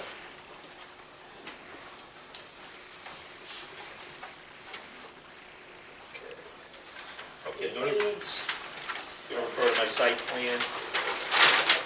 This is SP4. It was latest revised on January 22nd. This was the additional copy that was sent to you. Right now, we have the parking as shown. We have the compact spaces noted with a C.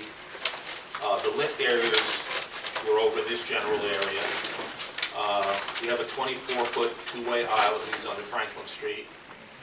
And we have handicap spaces. We have a fitness lounge, the lobby.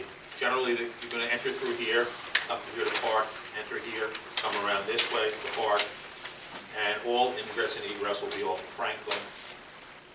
All these driveways along here will be closed You're pointing to Hilton Street? on Hilton Street, yes. So how many parking spaces do you estimate will be gotten on Hilton by all these driveways being closed? Probably about 5 or 6, I would say.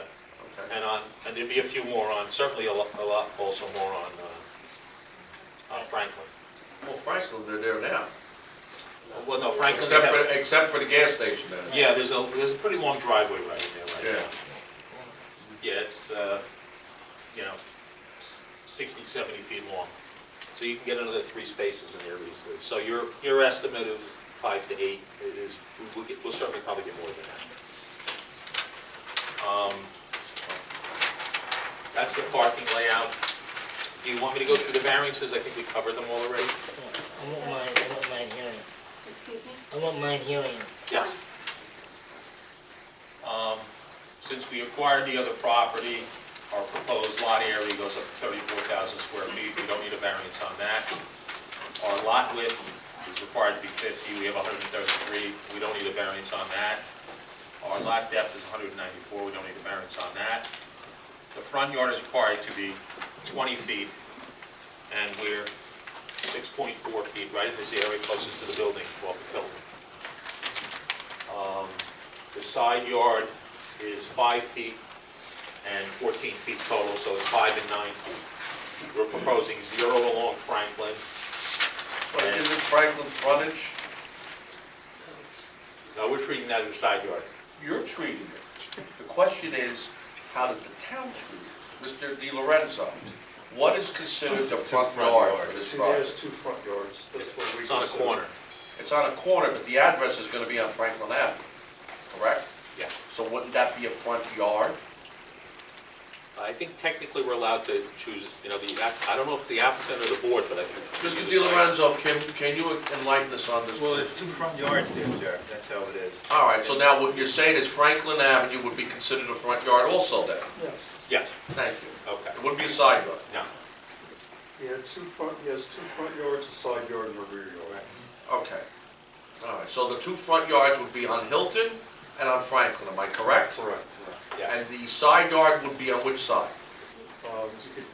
You get the pick. I think I used, We're I using used the Hilton. Hill, I used We're the using the Hilton side. easterly side. Bottom part of Hilton? Yes, Yes. that's the side Okay, yard. and that would be the side yard, and the backyard would be where the power lines are? Yes. Okay. All right, I'd like a clarification. Yes. So right now, we're proposing 6.4 feet on Hilton, which would require a variance. If this is treated as the front yard, we're going to give a variance because we're going to meet the existing building faces along Franklin.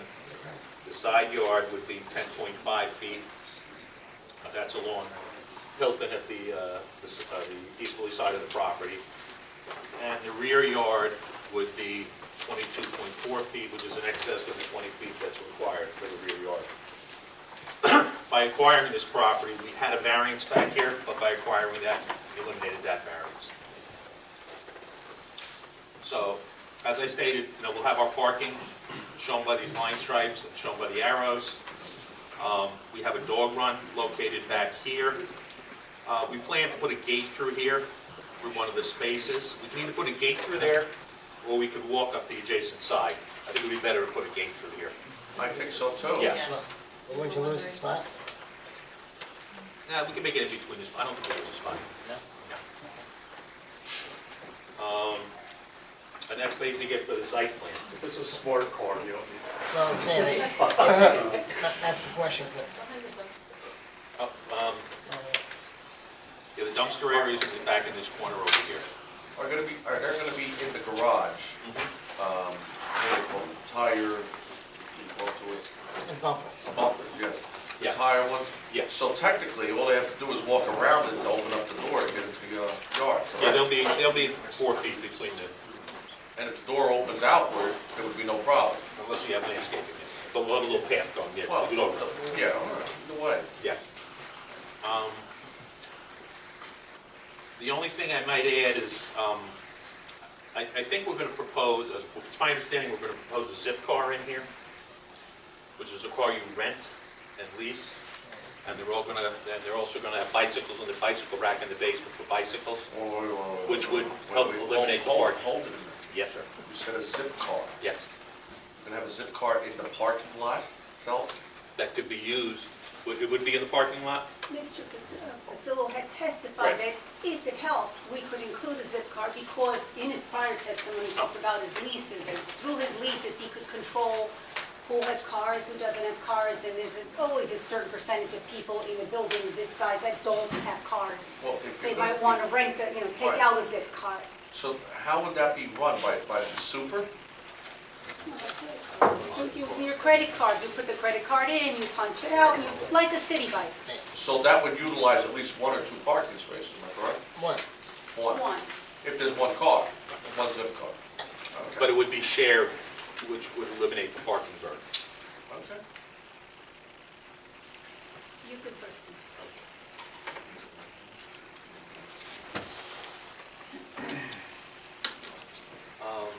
This is I'm referring to SP 5, which is the grading utility plan. Right now, everything basically gently sheet flows towards Franklin and towards Hilton. The majority of the lot is paved. What we're proposing is to continue those grades to an inlet and then tie that into an existing inlet located on Hilton.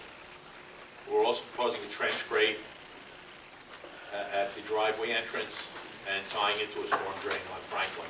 When are the roof drains? When are the roof drains? The roof drains are going to be piped right into this inlet. Is that a retention basin or what is it? Right now, it's an inlet, but I think we're going to convert it to a seepage pit. I'm going to have a conversation. One of our reports, we requested a seepage pit. So Yes. when he comes in with his final plans, he'll. Okay, as long as we got that covered up there. Yeah, we're going to do that. And so there won't be any additional increase in runoff from the site. Gas and water utilities are going to come off of Franklin, and also the sanitary sewer connection. The sanitary sewer, I know there was discussion and concern about the sanitary sewer. Tell us, Mr. Osborne, what you did, your efforts to investigate the situation, to alleviate some of the concerns of the Hilton Street neighbors, which they brought up the last time. Tell the board. Well, I met with Mr. Harris and the DPW. I went out there on more than one occasion. We popped the manholes and looked inside the manholes On Hilton Street, on Franklin? on Hilton, on Franklin, and down, Tremont, down Tremont Place. And what did you find? And there were free-flowing sewers. I mean, they were flowing. Did you have an opportunity to research or discuss the matter with the people of Passaic Valley? Yes. And what did they indicate to you? Well, we went to Passaic Valley, and I requested their rainfall data and all the information they have on the pump stations, which is located at the end of Tremont. And basically, they have a report that was done by Killam, I think it was Killam Associates, that the average flow coming into the pump station was about 870,000 gallons a day. The low flow, during the nighttime was 40-something gallons per day, and then the peak flow is about 100,000 gallons per day. The pump station has a capacity of 250,000 gallons. 2.5 million gallons per day. So it well exceeds, the general flows there. But I also looked at all their actual flow data it's done on an hourly basis. And between September 2016 to September 2018, they maybe had about 30 days where the flow exceeded 200,000 gallons, and at points it went to the capacity of the pump station. They also had a report on the pump station that indicated the reason this happens is because of infiltration. And what they're saying is those peak flows happen when the groundwater comes up. And at various areas, throughout, someplace in the system, groundwater gets in there. So And that it's through into this. cracks, through Yes. rainfall, tell Yeah, it's through rainfall. I mean, these sewers. What causes the Yeah, occurrence? these sewers are, I would say maybe 100 years old, maybe older than 100 years. They crack because you get root infiltration, even though it's down deep, they crack them. There's settlement over the years, and they have slight cracks, and then the groundwater will normally just go in there. It's like a French drain, only during periods of high rainfall. I formerly worked at Neglia Engineering on the other side of the river. We represented a lot of municipalities. And this was a problem that happened a lot along some of the trunk lines of Passaic Valley and in some other areas on the trunk lines. It was all due to infiltration. Yes. No, that's all right. I was going to ask you, is there something that the building with sound development has offered to the neighbors to help alleviate situations that might occur when they have backup during heavy Yes, storms? yes. Please explain. Well, what we can do is put in check valves. It's my understanding that according to the present plumbing code, if you have a below-grade basement and they have a bathroom there, you're required to have a check valve now. That's my understanding of the plumbing code. When I worked at Neglia, when we had those situations, what wound up happening is that people put in check valves. And the applicant is willing to do that. The one or two sites that I know on Hilton, the driveway sloped down to the garage, and the basements are a little lower with the toilet area.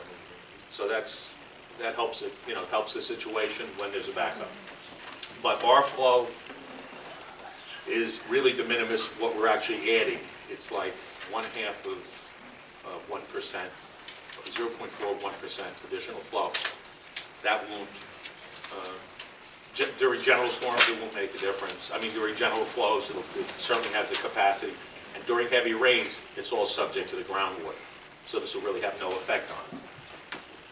So, in my opinion, the sanitary sewers are adequate, and if we put check valves in, we should resolve any neighbors' questions.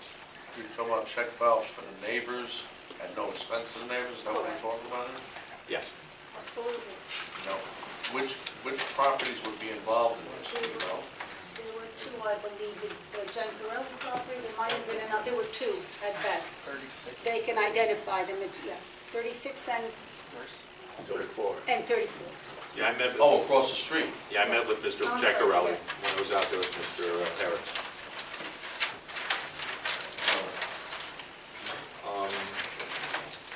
And so, but the problem has nothing to do with what could be generated on the site, is that correct? No. It comes up from the rainwater, heavy rains. It's all infiltration. Infiltration. And Thank you. again, it happened, according to their records, over 200,000, 30 times over a 2-year period, but the last year didn't have so many.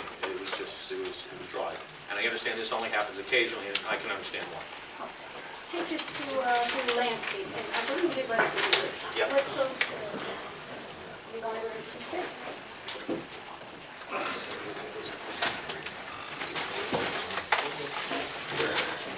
Let's go through landscape.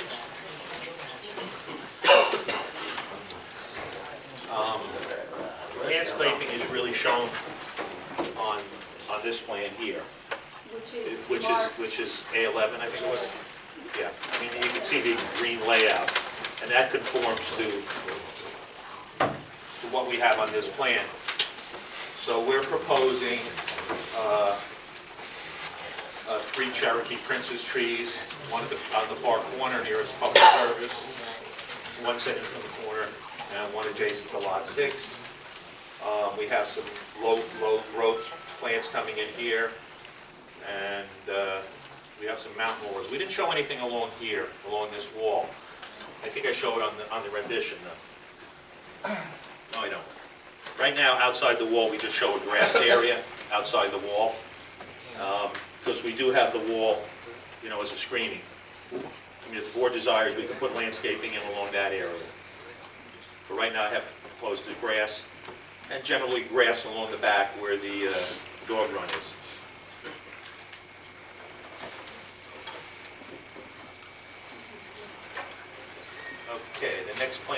lighting plan.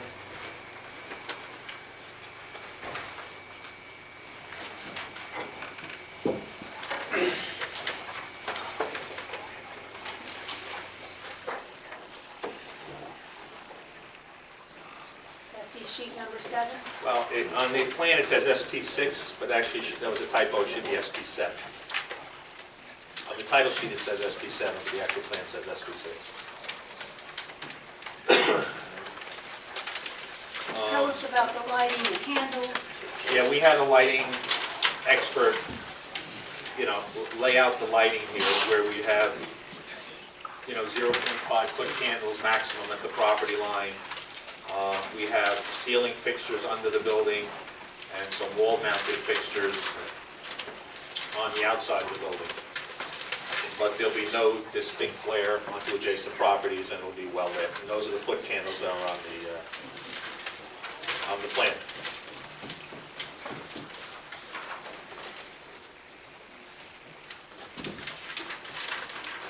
And I have 2 more sheets. One is the soil erosion control plan, which you guys are, I'm sure, are aware of. SP8. Yeah, SP8. We propose a silt fence around the entire site, a stockpile for the material, and we have a tracking pad coming in the vicinity of the driveway, proposed driveway on the Franklin. Then we'll have to submit this to soil erosion for their approval. And the final plan is the detail sheet, which includes sidewalks and some utility details, handicap sign details, pavement details, and that can be amended as the engineer sees necessary. Thank you, Mr. Osterholm. Anything further that you'd like to add? No.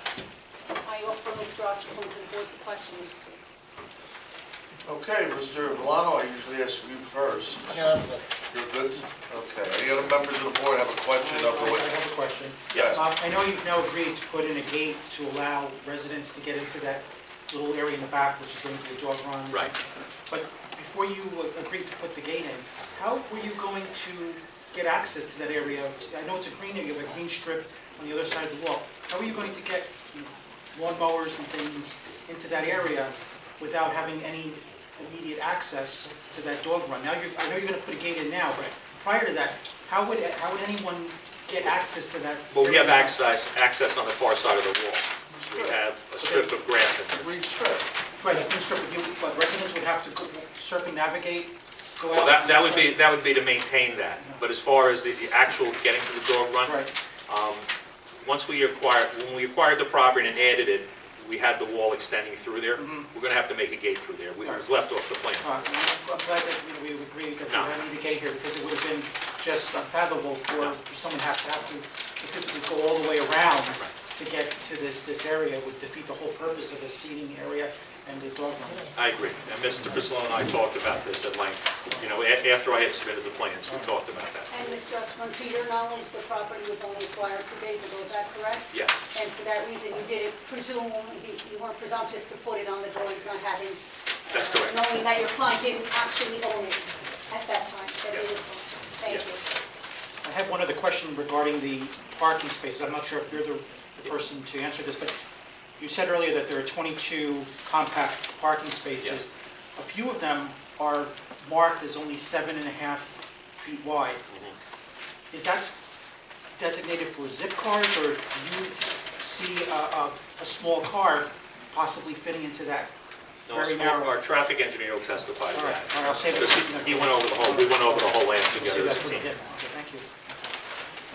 Any other questions by members of the board? Go ahead. You described some of the retail that was close by. Can you just describe again the buildings and the retail that's in the vicinity of this building? Yes. Put that drawing back on. Yeah. As built. Maybe this one's better.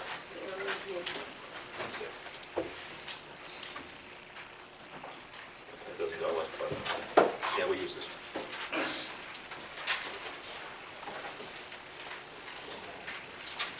Okay. We have across the street, directly across the street on Franklin, we have Twin River Gardens, which is a parking lot and a multifamily behind it. I don't know how many units there, it has to be at least 60 units, probably more. Well, how many, I'm sorry? I don't know, There's a lot of What was units. your guesstimate? I was, It doesn't have to be precise. no, I would say it's probably at least, how many 60? units? Is that what you said? No, we have a number. What's on the tax? He's got a test. Tax roll says 42. 22? No, I believe only 1/3 of it is in Belleville, the other 2/3 are in Nutley. I believe.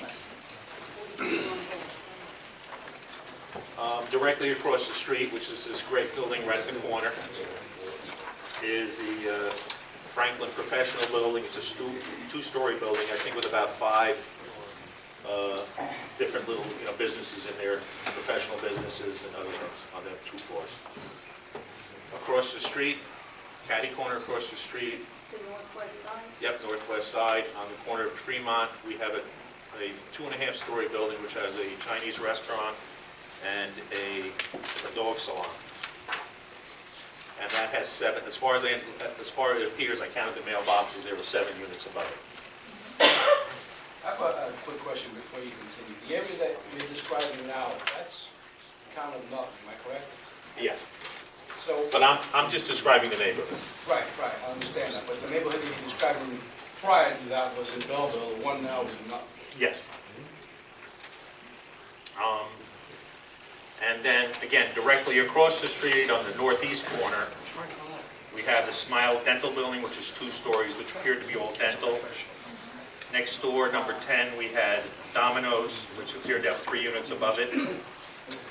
Then we have 12-14, which is it's a nice brownstone, and that appeared to be 3 units also, a rental. Next door is number 16, that was a 2-family, a 3-family rather. And then on the corner is a shoe store, which is vacant, and there's a few rentals above that. So most of the buildings, and I know because I've been to the shoe store, they're older buildings. Probably have 2 or 3 ceilings, 2 floors on top of the other, poor lighting. Yes. And in the new building, we have the opportunity to make a new, modern retail space. So you see where I'm going with this? You have older, dilapidated retail spaces that I don't think, and they're in Nutley, and they're not going to attract anybody in there because they're older. But here, you may attract somebody who wants to come to this new modern facility with good lighting, window space, Well, right now, amenities. it's 520 square feet. Yeah. I don't know exactly how much parking we need for that. I would say about 3 spaces, 2 or 3 spaces. Probably 3 additional spaces, which would take away from our parking also. That's up to the board, is that correct? Yeah, that's correct. The corner, I believe the corner of Hilton and Franklin, the opposite corner, that's a new building. Yeah, that's a newer one. And that has, I think, 4 parking spaces in the back. Are you aware of any other retail near that corner on the Belleville side? I really didn't look at that at all. Going further up the hill. Going further towards into Belleville, away from Nutley? Yeah. Do you recall what's the closest retail that you encounter? Off the top of my head, I don't know. Geralman? Yep. So the residents across the street that we mentioned before, and those that would be in this building, if they needed any type of retail, they either have to go into Nutley, or go all the way down as far as Raleigh, where they encounter retail. Yeah.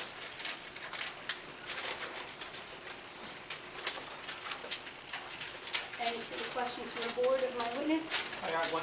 Hypothetically, if we were to try to put some retail space in instead of a commuter lounge, the numbers I've heard is that retailers would need anywhere from 1,000 to 1,200 square feet. So you only have about 500, a little over 500 square feet available. If you were to try to accommodate, squeeze in another 500 square feet, are you talking about a radical redesign of the frontage of your building? That would be a better question for Steve, the architect, All right. because I think he'd be more familiar with that. I wouldn't call it radical, but it would increase the size of the space, so it would be a substantial redesign, and you'd increase the parking requirement by about 3 or 4, altogether by about 6 or 7 spaces, and reduce the parking by about another 4 spaces. So you have a lost, You'd be about a 10 deficiency, and that a would, 10 space deficiency. and that would pretty much then force you to expand into that triangular region in the back, right, to make, And keep the lift spaces. you know, and keep the little. In your professional opinion, do you find that the 500 square feet, if it were to be retail, is adequate for retail today? I think it'd be hard to rent. Well, that's what my clients have been finding when they do that.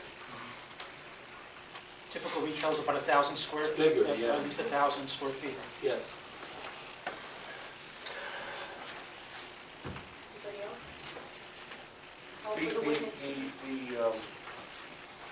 The normal convenience store, what do they usually, what size is necessary? Oh, bigger, yeah. Convenience store? Yeah. They like to be bigger, especially the new ones. They like to have a lot of things like little small food areas, and they even have places to cook, where they have hot food. What is the requirement for the parking if it was to be retail? How many spots? And then it's 6. He said 6, if it's 1,000 or more. I was estimating, but I think if you made it 1,000 square foot retail, you'd end up adding to the parking requirement and then reducing the amount of parking space.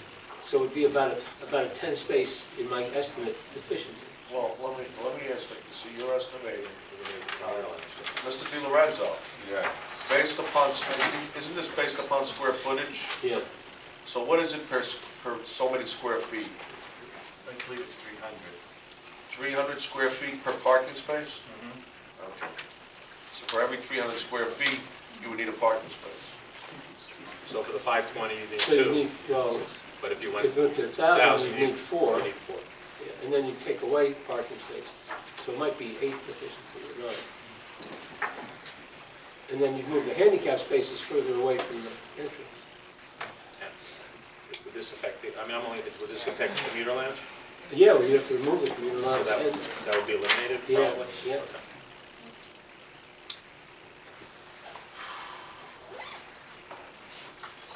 There's 3 parking spaces facing the building.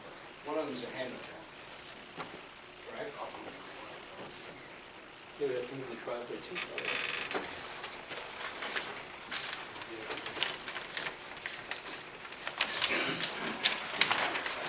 So we have,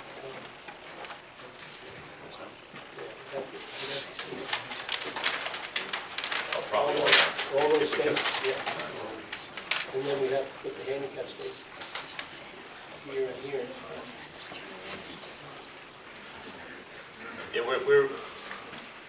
Yeah, we're saying if we expand this to a retail, we probably eliminate these 4 spaces up here, Right. and we have to relocate the handicap So over here, to over here and lose another space you lose here. another space here, you lose Compact. 5, So you probably wind up losing 5, 6 spaces. and then you have a parking requirement increase of 4.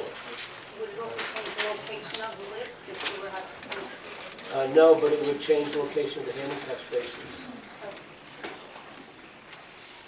And you'd lose another space because the handicap spaces are wider than the 7.5, so you'd lose about 10 spaces. For 500 square feet. Ms. Roberts, in your opinion, professionally, the space works better the way it's being presented? Me personally, I like the space. As a the way- professional, No, the way, professional opinion. it's my opinion, it It works. flows It better, works. works better, Yes. and of course, subject to whatever the board sees fit as the proper use, is that correct? That's correct. Thank you. No further questions, I offer him. Any other questions by members of the board, of the witness? Any questions by members of the public of the witness, based upon testimony given? Based upon testimony given, not testimony by you. Okay, come up to the front and give your name and address if you were interested. You have a question? No question. Yes or no? If you have a question about the sewage, this is where you Oh, Question. yes. You testified on sewage, you can ask a question about the sewage. Just give your name and address. And this is Giuseppe, Giuseppe, ACCURSO. ACCURSO, Yeah, right, and your address? 34.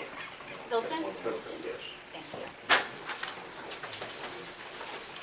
Now, the question is, problem, Yes. Yes, sir.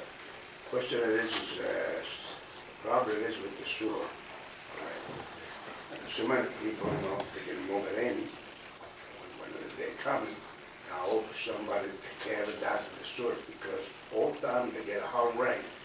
The main hole, get the street and from the net, they get overflow. They got water over there for the rest of the day. And the water they cut into the house.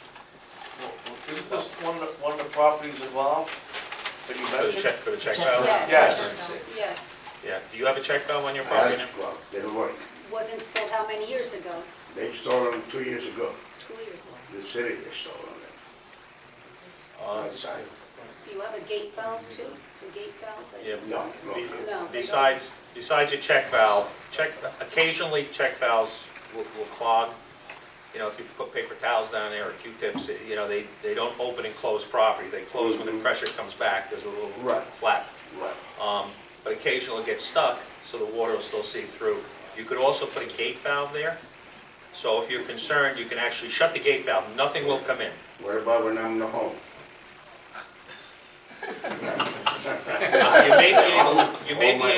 You may be able to put an alarm on it that'll shut it, I'm not exactly sure, that'll close it if it backs up. That's the city. But- You know what I mean? But this, no, I'm just telling you, I mean, these sewers back up, whether this building is here or not, they're still gonna back up due to the heavy rain. And this additional flow They're is, supposed, they give the okay to build the house.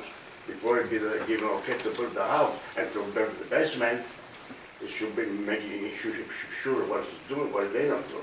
Mr. Rosser, could you explain briefly again in a couple of sentences why it overflows during storms? yeah, again, I looked into the pump station, which is down Tremont, and Passaic Valley Sewage Commission has a report that indicates that, you know, several times per year, there's heavy rains and groundwater gets into the sanitary sewer.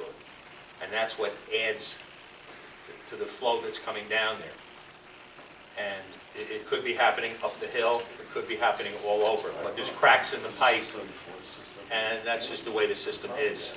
And that's the way we're gonna live. Well, a lot of towns in this area, like practically every town in this general area, they have sewers that are older that are cracked, and you're gonna have infiltration.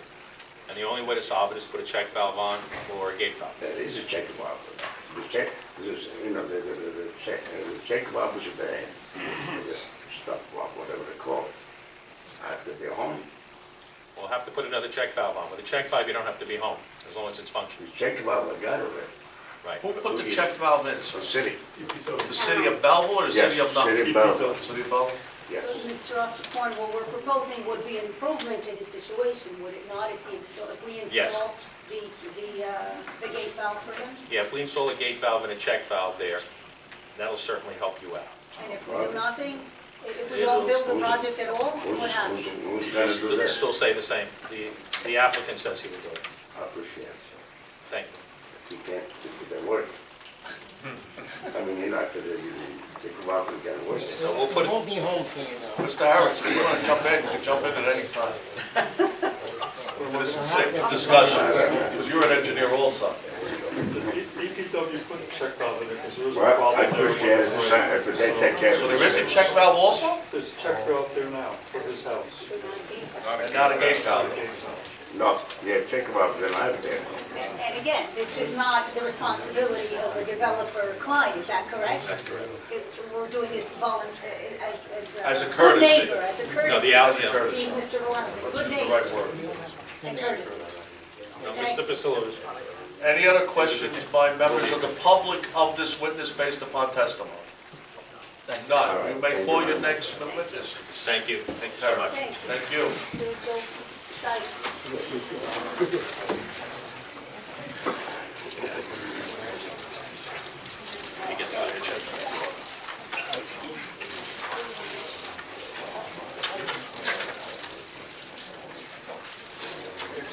Would you like to stand here? You're ready.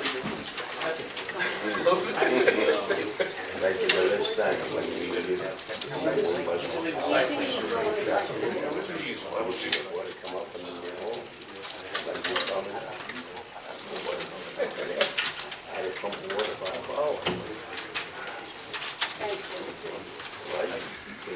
With regard to this application, do you swear the testimony you're about to give shall be the truth? Yes, I did. State your name, spell your last name, please. Joseph Steiger, Staigar. Thank you. Mr. Stiger, you're an expert in connection with traffic, is that correct? Correct. Professional engineer licensed in the state of New Jersey, specializing in traffic engineering. Thank you. And you've appeared before this board in the past? Yes, I have. So you have your qualifications changed since the last time you appeared? No matter. Do you remember more or less how many years ago that was? It wasn't too long ago that I was here. The last 2 or 3 years? No, months. Months, okay. I'm going to ask the board to accept Mr. As long as his Stiger license is still in effect. Yes, it is. Thank you. You may proceed. Yes. So we prepared a traffic impact study that was submitted to the board that analyzes existing conditions, future conditions, and then the site plan, and working hand in hand with the site engineer and the architect to establish a site plan that operates safely and efficiently. We concentrated on the intersection of Hilton Street and Franklin Avenue. We took traffic counts at that intersection. We took them on 2 days, February of last year. We went back and recounted just to make sure that things haven't changed. And we keyed in on the peak hours of a residential development, 7 to 9 a.m. on a weekday and 4 to 6 p.m. on a weekday also. Can I intercede here? You were telling us last February, you also telling us now, originally the plan showed that there was at least going to be an entrance from Hilton. That's now totally been eliminated. Correct. So can we concentrate on the traffic part if everything is on Franklin? Yes. Because I don't believe Hilton comes into play here. No more. But an increase in traffic on Franklin will affect operations on Hilton. So that's why we took that intersection. But what I'm saying is it's not going to be as drastic as it No. was before. Can you let him testify? Okay. So we analyzed, and right now, the only operation intersection in the immediate area is the intersection of Hilton and Franklin Avenue. Under existing conditions, we have relatively good levels of service. Getting out of Hilton, level of service B in the morning, C in the afternoon. And just as in grade school, levels of service range from A through F. And we're in that B and C range, which is stable traffic flow. Not extensive delays nor queuing that occur at that intersection. Sorry, see when you mean entering? No, exiting. Entering is only the left turn coming in, making a right turn coming in is just a free flow. That's a level of service A. All right, so we're in that A, B, C. Coming out, either making a left or a right, when you take the averages, we're in that B, C range. So A coming in, B and C going out. Secondarily, we projected how much traffic we can expect by the 38 units in determining how much traffic will increase.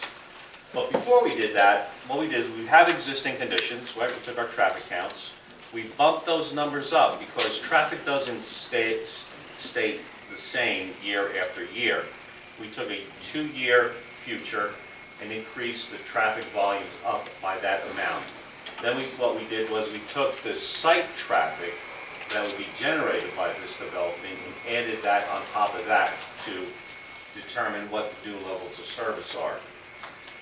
In order to project the amount of traffic that 38 units will generate, we use the ITE, the Institute of Transportation Engineers Trip Generation Manual. That's the standard in the industry.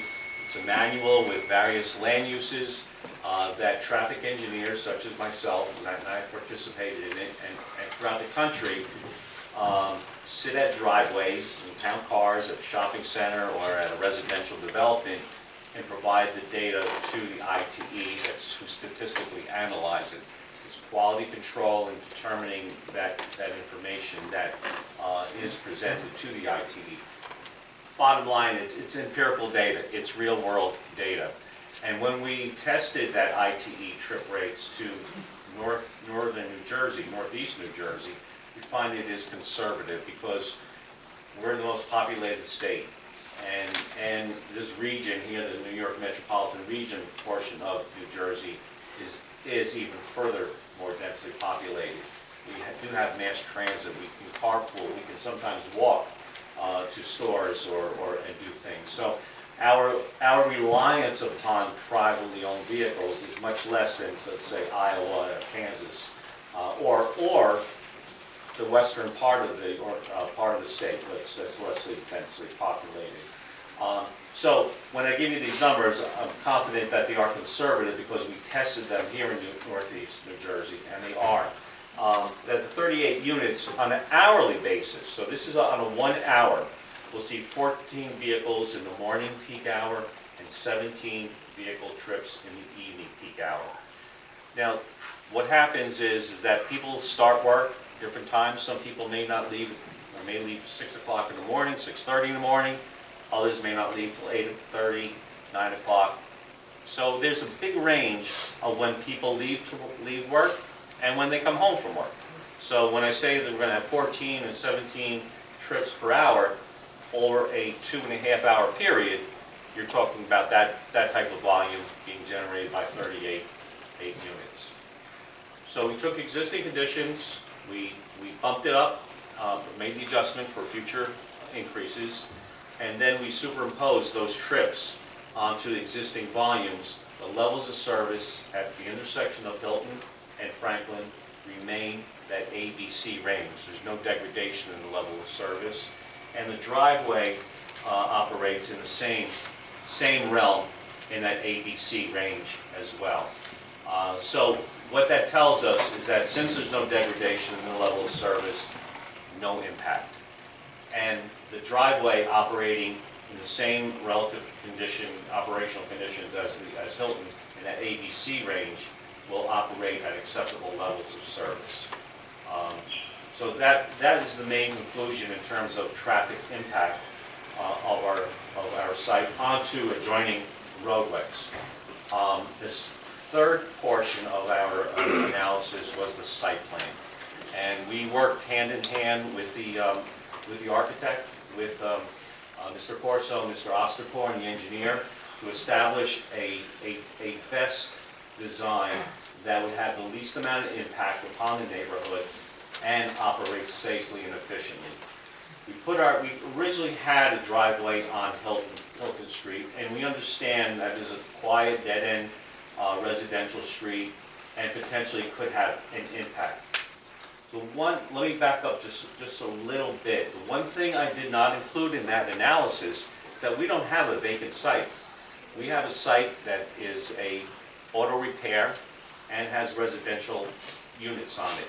So the net increase, when I talk about the 14 trips that will be generated by this development in the morning peak hour and the 17 in the PM peak hour, the net increase is only 4 to 5 vehicles, because using the same ITE trip rates, that existing site the traffic will be removed from that property, and then the site property. So the actual increase will only be in the realm of 4 to 5 trips per hour when you look at what you have today to what you'll have in the future. The big benefit to Hilton Street is that we do not have a driveway on Hilton Street. The existing auto repair and the homes that are being removed, residential units, do have driveways on Hilton. Two benefits: we're taking away that traffic off of Hilton, so it'll operate. When I say that ABC range, in actuality, it'll probably still stay there, but we're actually removing traffic off of Hilton. This proposal will reduce traffic volumes on Hilton.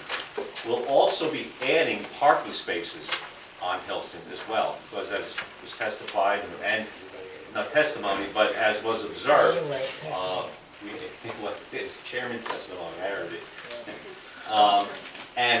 So we have that beneficial effect, and there is permit parking required on Hilton Street. I checked the township ordinance, and there is permit required residential. So it'll be offering the residents of Hilton Street additional on-street parking for their use, which will be, I think, is a significant benefit to Hilton Street as well. Site plan, I think, was discussed quite extensively by Mr. Ostakorn, particularly how traffic volumes will go in and will leave the site. It'll be a secured parking that will be utilized by the residents. There are lifts, there are compact spaces. And we had discussed how we anticipate a parking management plan could be implemented to have the most efficient use of those parking spaces.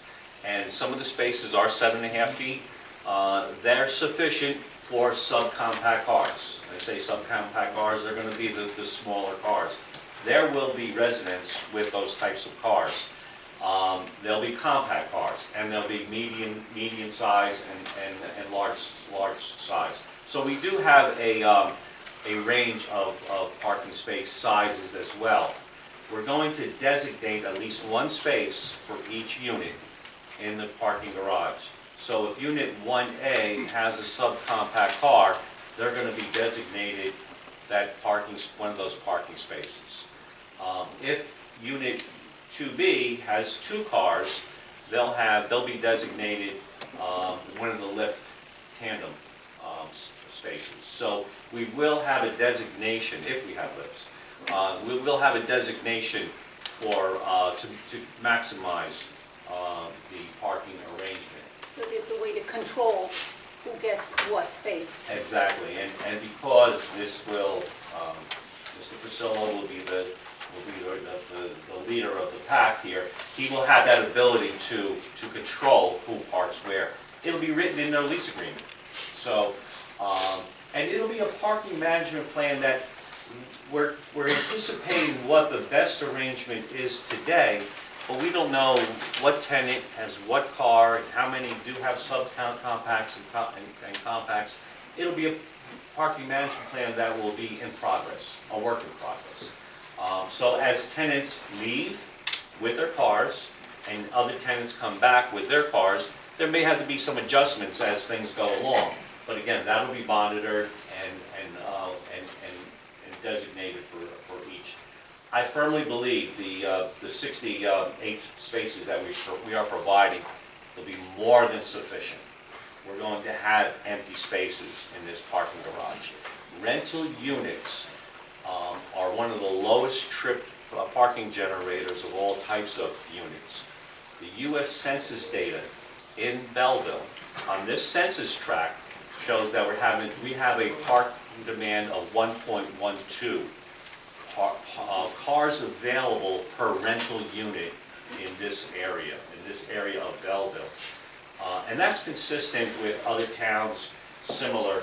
So we're providing in the order of over 1.8 spaces per unit, and I believe that we're going to have a need of somewhere in the range of 1.2. We took surveys of Twin Rivers and to determine what their parking demand is. They're in that range of about 1.1 or 1.2 as well. Those units and the number of parked cars that are in their parking lot, even though they provide 1.8 per unit, we're only seeing about 1.2 per unit at Twin Rivers. Again, just an indication. We have the U.S. Census data, we have the Twin Rivers and what's happening there. And again, I think the 68 spaces will be more in line with maybe about a need for about 50 spaces on this site. The remainder, about 18, will be empty spaces. Is there a need for the lifts? I don't think so at all. You could remove those lifts and or provide them as a condition of approval if they are needed. If there is a need for that lot is full and we need 7 more spaces, but I don't think there's a need for it. So I think we can be flexible in terms of providing and not providing. Thank you, Mr. Seibert. And just for clarification, when you're referring to Twin Rivers, you're referring to the complex across the street, the big Yes, complex? the apartments, right across the streets and what's happening there. Thank you. Is that all? Any questions from the board of Mr. Steiger? So in your opinion, Mr. Steiger, this site could work with 61 spaces and no lifts? Easily, yes. Then you think it might even work with 50? Was that your testimony? Yes, I believe that the actual demand would be 50. If we had 61, that gives us that buffer of a need. Is it also true that if you get rid of the lifts, the overall building height, it can be reduced? That's the engineer's. He said a foot and a half. Right. So it would be, without the lifts, the height of the building comes down 1.5 feet according. Yeah, that was Yes, it. 1.5. He said a foot and a half. That's what he said 3 times. I have no further questions. I'll offer Mr. Steiger to the board or to the people. Anybody? Mr. Milano, any questions? No, he answered my question when his closing statement, that it could work without the lifts. All right. Another comment and question. First of all, I agree with our chairman, his assessment of the number of parking spots that will be created on Hilton Street. The frontage of your property along Hilton is at least 133 feet. So using his measurement tool of his Cadillac, that is... Full-size Cadillac. Full-size Cadillac. At least 6, probably at least 7 parking spots created there. So that's one of the pluses here. I still have a concern though about these small compact spots that are only 7.5 feet wide.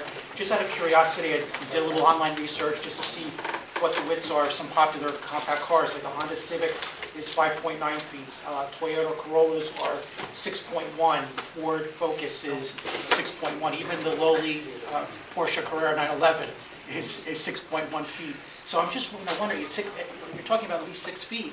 Is there going to be enough space to safely get out of the doors in those very narrow parking stalls? Yes, because you do have some of the larger cars that are in that order of 6.7 feet wide that fit in 9-foot spaces, 8.5-foot spaces. So yes, you can. They will work. The key here is that I would not, if this was retail, this was the general public using these parking spaces, they're not accustomed to the confinedness of the parking. But you're going to have a driver with a specific car park in a specific space day in and day out. They're going to know how to position themselves. They're going to know that, well, maybe I got to hug 2 inches or 3 inches to the right because I got to open my car door a little more easy. So there's going to be a balance in how those drivers operate. These particularly narrow parking stalls are 7.5. They're kind of randomly scattered throughout. They're not contiguous. They're not. No, I think we got 2.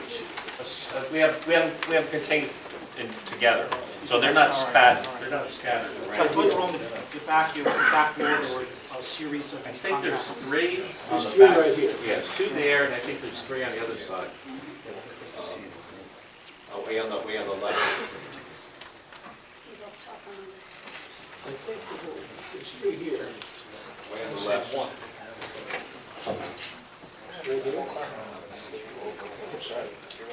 These are 8. I had a laser. Steve, what's up way on the left? There's 7.5. 7.5 on the left. Yeah, there's 1 there. So we have 3 total? 4. It may be a little off topic, but when I saw the number of compact spots and the possibility that were lined up, one of my favorite shows has been The Simpsons, and there's one episode where Bart plays the best practical joke ever. He goes to school early and he restripes the teacher's parking lot, moving all the spots in 1 foot. So teachers will all come in and realize they can't get out of school, and school's canceled that day. So I just had a Bart Simpson flashback when I saw the compact. Good joke. I pulled that trick once. But no, 7.5 feet is a standard size for compact cars. As long as you're you're going to manage this properly, and it's all internal.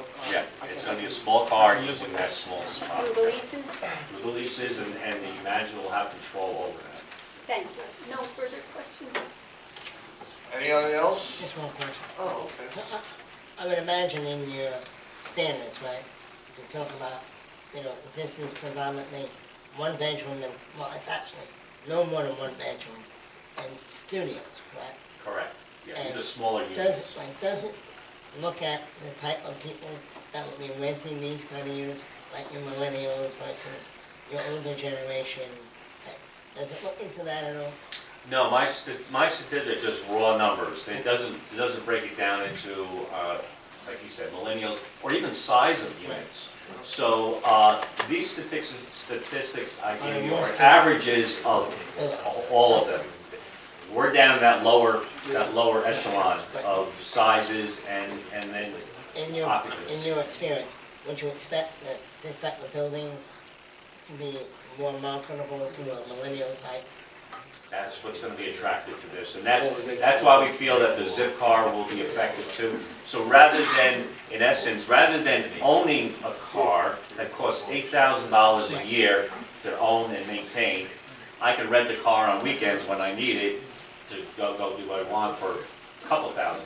So that's the mindset. That's kind of right. They don't want to own cars. I Uber agree. around? Or That's Uber, the- Lyft, right, there's a waiting lot list. more, yep, a lot more Plus there's opportunities. mass transit right out front door. Right, and we have the buses, yes. Okay. Any other questions by members of the board? Any questions by members of the public based upon testimony given only? Mr. Fran Antoni, come up. Just one question. Come up, please. Are the tenants going to be charged park? Mr. Lucasino, would you like to stand up and answer that? Is it part of the rent, or is Part it? of the rent. Every apartment gets space, so it's part and parcel. And that's included in the rent, not an extra? No extra- separate no- charge. No separate charge. Thank you. Will it be in the lease that parking is included? Because some You leases just have said that, parking you just said that, included. Mr. Fran Antoni. Yeah, I know, but some leases have a dollar amount in the lease. He said it's No. part of his You rent. said So- it's part of the overall The rent. lease will include a parking space, and there's no additional fee for it.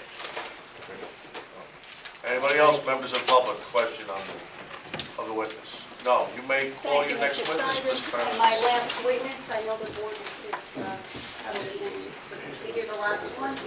Mr. Polbaum, planner. Ladies and gentlemen, thank you. Would you raise your right hand, Sworn please? in. With regard to this application, do you swear the testimony you're about to give shall be the truth? Yes, Mr. Ballin, are you qualified before this board as a planner? Is that still your profession, or your license is still in effect? yes, to both. It's up to the board. No problem. No problem, let's get it going. Baumannn. Thank you. And you testified before this board in the past, correct? Yeah, I think Numerous numerous times. times. We'll do a duet together, numerous, yes. Oh, thank you. You We'll may try to let you proceed. talk this time. I'm going to try not to duplicate what you've already heard, but there are a couple of things I'm going to touch on to reinforce what you've heard. I may cross over. Yes. We need both C and D variances in this application. There are 3 D1 variances that we need if we go with retail, and there is a D5 variance for density.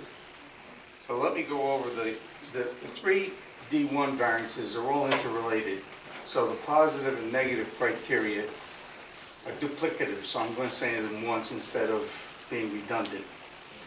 The positive criteria for both, or 3 of these, has to do with evaluating what you've heard already in part. Being this is a gateway location, you want it to look right, you want it to be sized right. Mr. Baumann, before we get to that, just for the record, you said 3 D1 variances. So we're talking retail if the board goes that way. The use itself, the residential, And 2 principal uses on 1 lot. if it's retail. If it's retail. Okay, so there may be 1, there may be 3. up to 3. Okay. But you're going to testify to all of them, cover the bases. Yes. Thank you. We proposed a very attractive, what we believe is going to be a landmark building for the township. So people entering it from Nutley are going to know that they're entering Belleville. There's not going to be any doubts. It's going to stand out very well. A very attractive looking building that Mr. Corso and Mr. Pasillo jointly helped put together for you.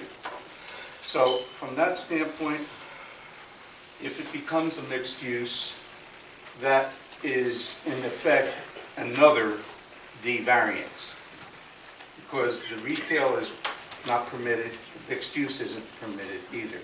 So we may have a duplicative use variance there.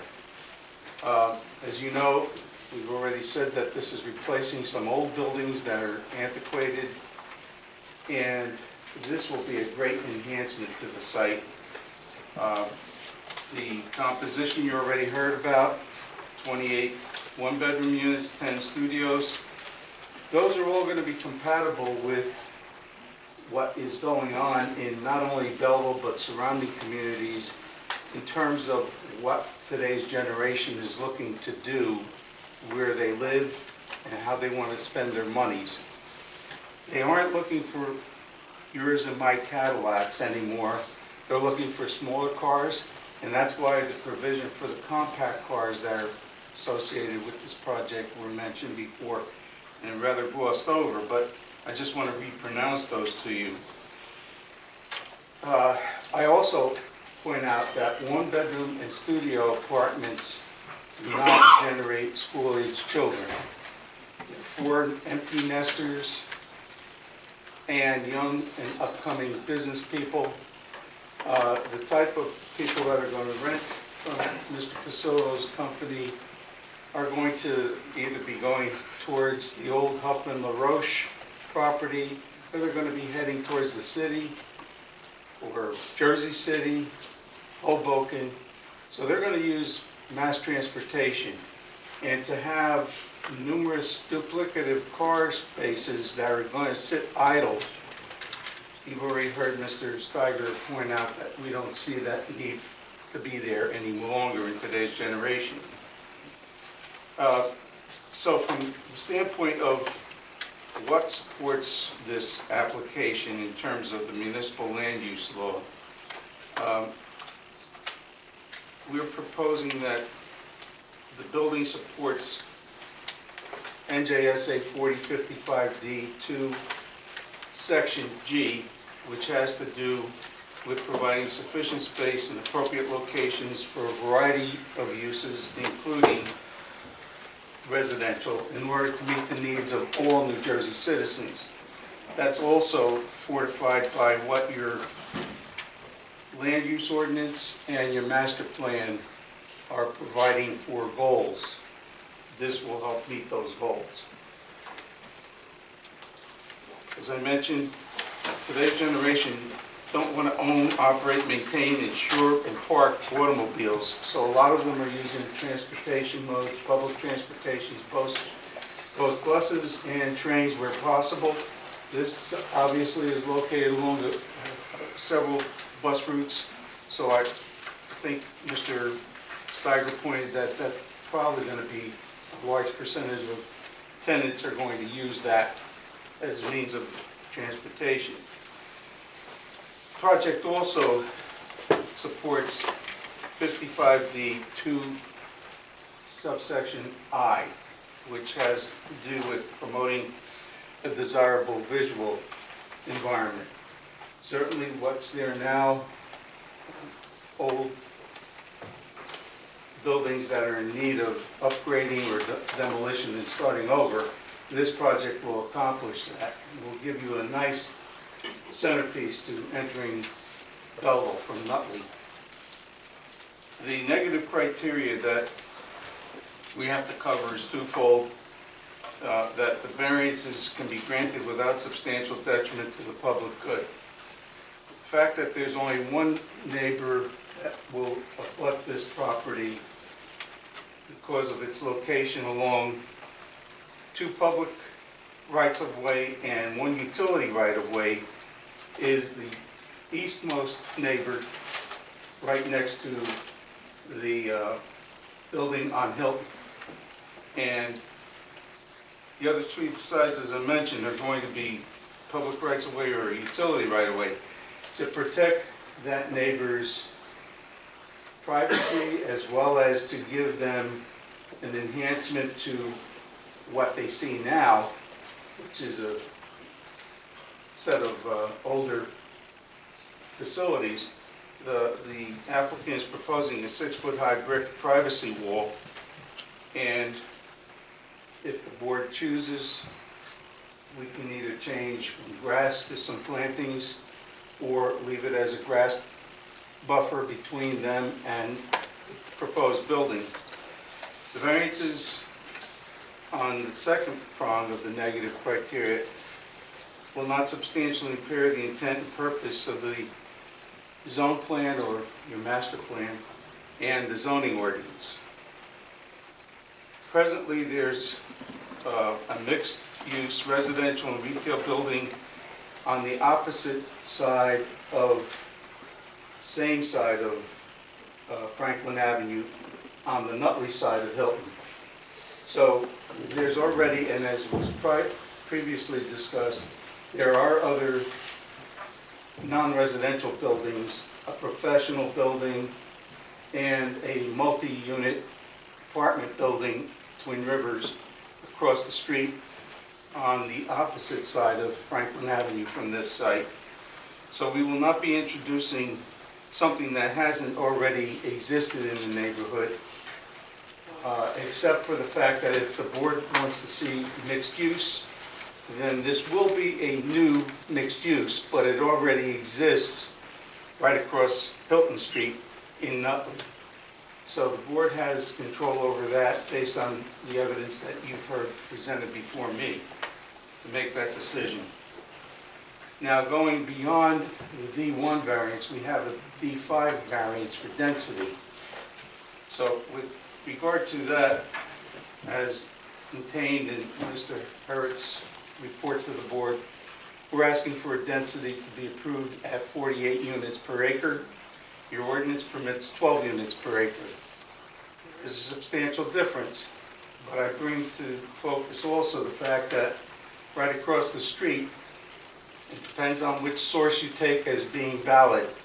Based on your tax office, they say there's 42 units in Belleville on 1.05 acres, which creates a density of 40 units per acre. Mr. Steiger's research indicated that there are 50 units across the street, and at 1.05 acres, that would be about 46 and a fraction units per acre. So when we're asking for 48, we're not grossly overstating what's embedded in that neighborhood already. We believe that the variances can be granted on the positive basis that there's already a density factor that exists in that neighborhood that we're not going to be competing grossly ahead of. It's already there, and we're believing that this will make something that's already been assimilated into that neighborhood also get assimilated without much of a problem based on the other components that you've heard about, site planning and traffic engineering. Pardon my voice. Now, the positive criteria to justify this, we believe, is based on the fact that we're using the land that's available. We just acquired an additional lot, so it's going to be an efficient use of that land. And we're also trying to give back to the neighbors that exist there before us some courtesies that you've already heard mentioned, so I'm not going to be redundant in going back over that.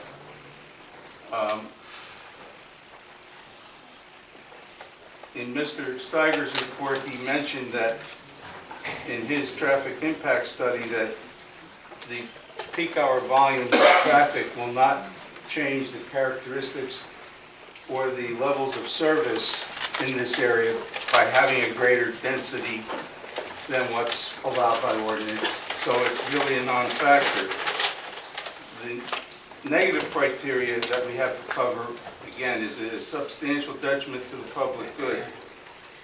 Well, we contend that it's not an overbuild because there's going to be sufficient parking provided on site. And if worst came to pass, there is a buffer that was already mentioned to in the way we've analyzed traffic, so that if there were more people that needed 2 cars, we'd have surplus already built into the program to afford that luxury. The variance will not substantially impair the purpose of the zone plan. As I mentioned before, this building will fit into the fabric of the neighborhood because there are other similar non-residential uses and mixed uses, retail uses that are within 200 to 300 feet of this site. So we believe that that's going to give a reason for the board to realize that that's not going to be a significant impairment to the zone plan or the zoning ordinance if you approve this D5 variance. Now, we also have several C-type variances, which I think Mr. Osterkorn went over briefly, but I'll go over in a little better detail. We have front yard setbacks on both streets because of the fact that we're trying to bring this building close to the pedestrian traffic as possible and also have immediate access to Franklin, where we did redesign and take away any driveway access along Hilton. So we did do a further enhancement that you've already discussed at length. So we believe that the front yard setbacks, which would be required at 20 feet, we're providing 0 in one case and 6.4 feet along Hilton. We believe that the benefits allows for more parking spaces to be provided on site than if we were to comply with the 20-foot setback on each street. We believe that the front yard setbacks also support NJSA 4055D 2 subsection D, since they will not conflict with the development and general welfare of a neighboring municipality, namely Nutley. So we believe that we're going to be good neighbors because Nutley has something very similar to this at the opposite side of Hilton, where there's a mixed-use residential and office complex on that corner. So we will not be in conflict with anything that they already have with their zone plan. Variances can be granted without substantial detriment to the public good because we're not changing the setback, the prevailing setback along Franklin. That's across the street on Hilton's side. The Franklin Avenue east side has the 0 setback as the characteristic that we're proposing to match on our side of Mr. Howard, how do these variances fit in with the zone plan? The zone plan, tell us about if they substantially adhere or not adhere. Well, that's what I'm trying to get to. There is not going to be a substantial detriment to the public good by granting this. It won't impair the purpose of the zone plan. They're consistent with the prevailing setbacks along Franklin. So I believe that those 2 front yard setbacks can be granted without much of a concern. The side yard setbacks on the existing dwelling that's on lot 5 is approximately 9 feet. What we're proposing is a setback for a small portion of the new building to be set at 10.5 feet. The remainder of the building will set back at least 30 feet from the easterly property line, so that won't have any significant impact on that neighbor and therefore not on the detriment to the public good.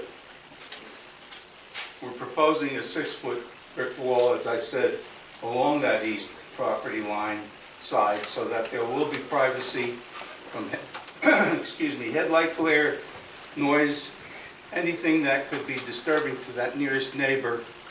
We will be blocking it from being a potential nuisance to them by having that 6-foot wall.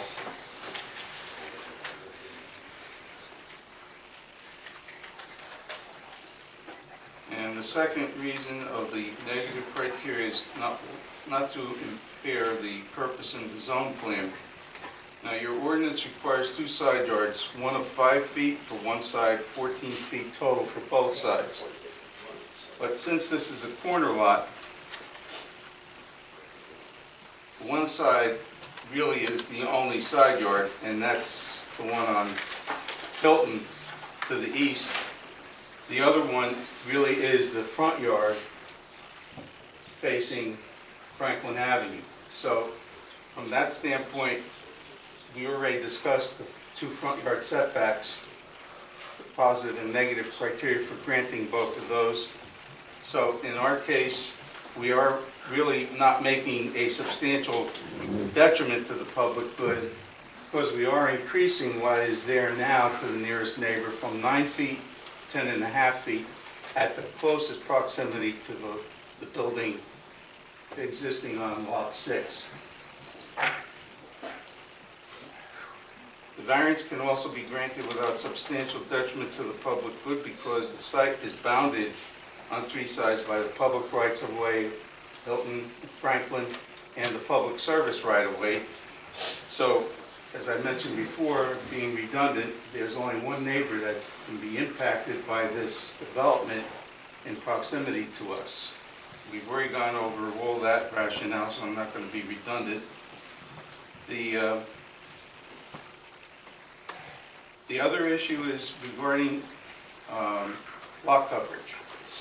That's another C2 variance which we believe the benefits of outweigh the detriments. We believe that, as Mr. Corso discussed, 3 sides of the building provide open air space, which helps to minimize the fact that the lot coverage is greater than that which is permitted.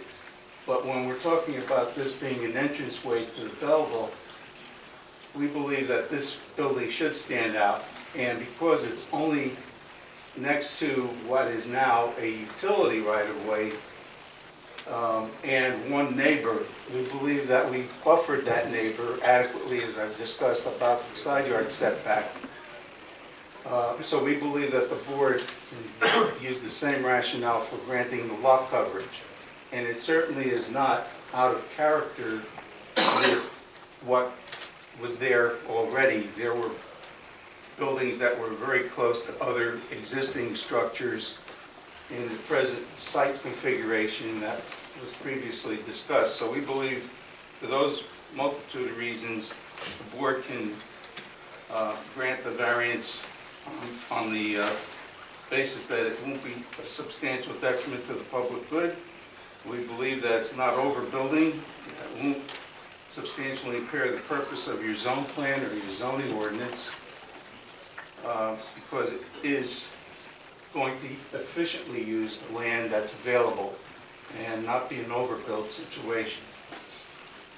There are also a couple of variances for parking space size and for location of parking within required setback. We touched on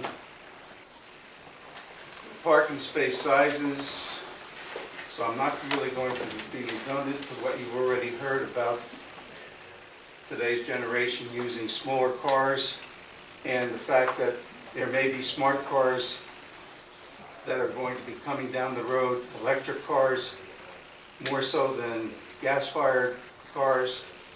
So these are all in tune with what this building is anticipating in terms of its provision for compact cars. The fact that we're locating them close to the front yard, where 5 feet is required, we're only going to provide something to the order of 3.25 feet. We believe it's being well screened by the building and by the wall that would affect the public good, so we believe the board can grant those variances since they are really lockstep with one another as well. And lastly, we're asking the board for a reverse subdivision or a lot merger of lots 1 through 5 and lot 9.01, so that it will be treated as one master lot, ending any confusion as far as ownership, rights of way, blah, blah, blah. So that's our last request for any kind of an action by the board. And I'll be glad to try to answer any of your questions. Depending on what the board does, you may require a parking variance for on-site parking spaces, the number of on-site parking spaces. Right now, you're at 68. If we have retail introduced, depending on the square footage, it may exceed our parking count as shown on the site plan today. Which is 500 square feet, is that correct? No, I'm saying, whether it's 500 or 1,000, whatever it may be. It's 300. For every 300, it's one parking space. It's been testified to. Right. So that will determine how much of a variance we need. Because we're equal in terms of demand and provision when we are talking about the 61 plus the 7 stack.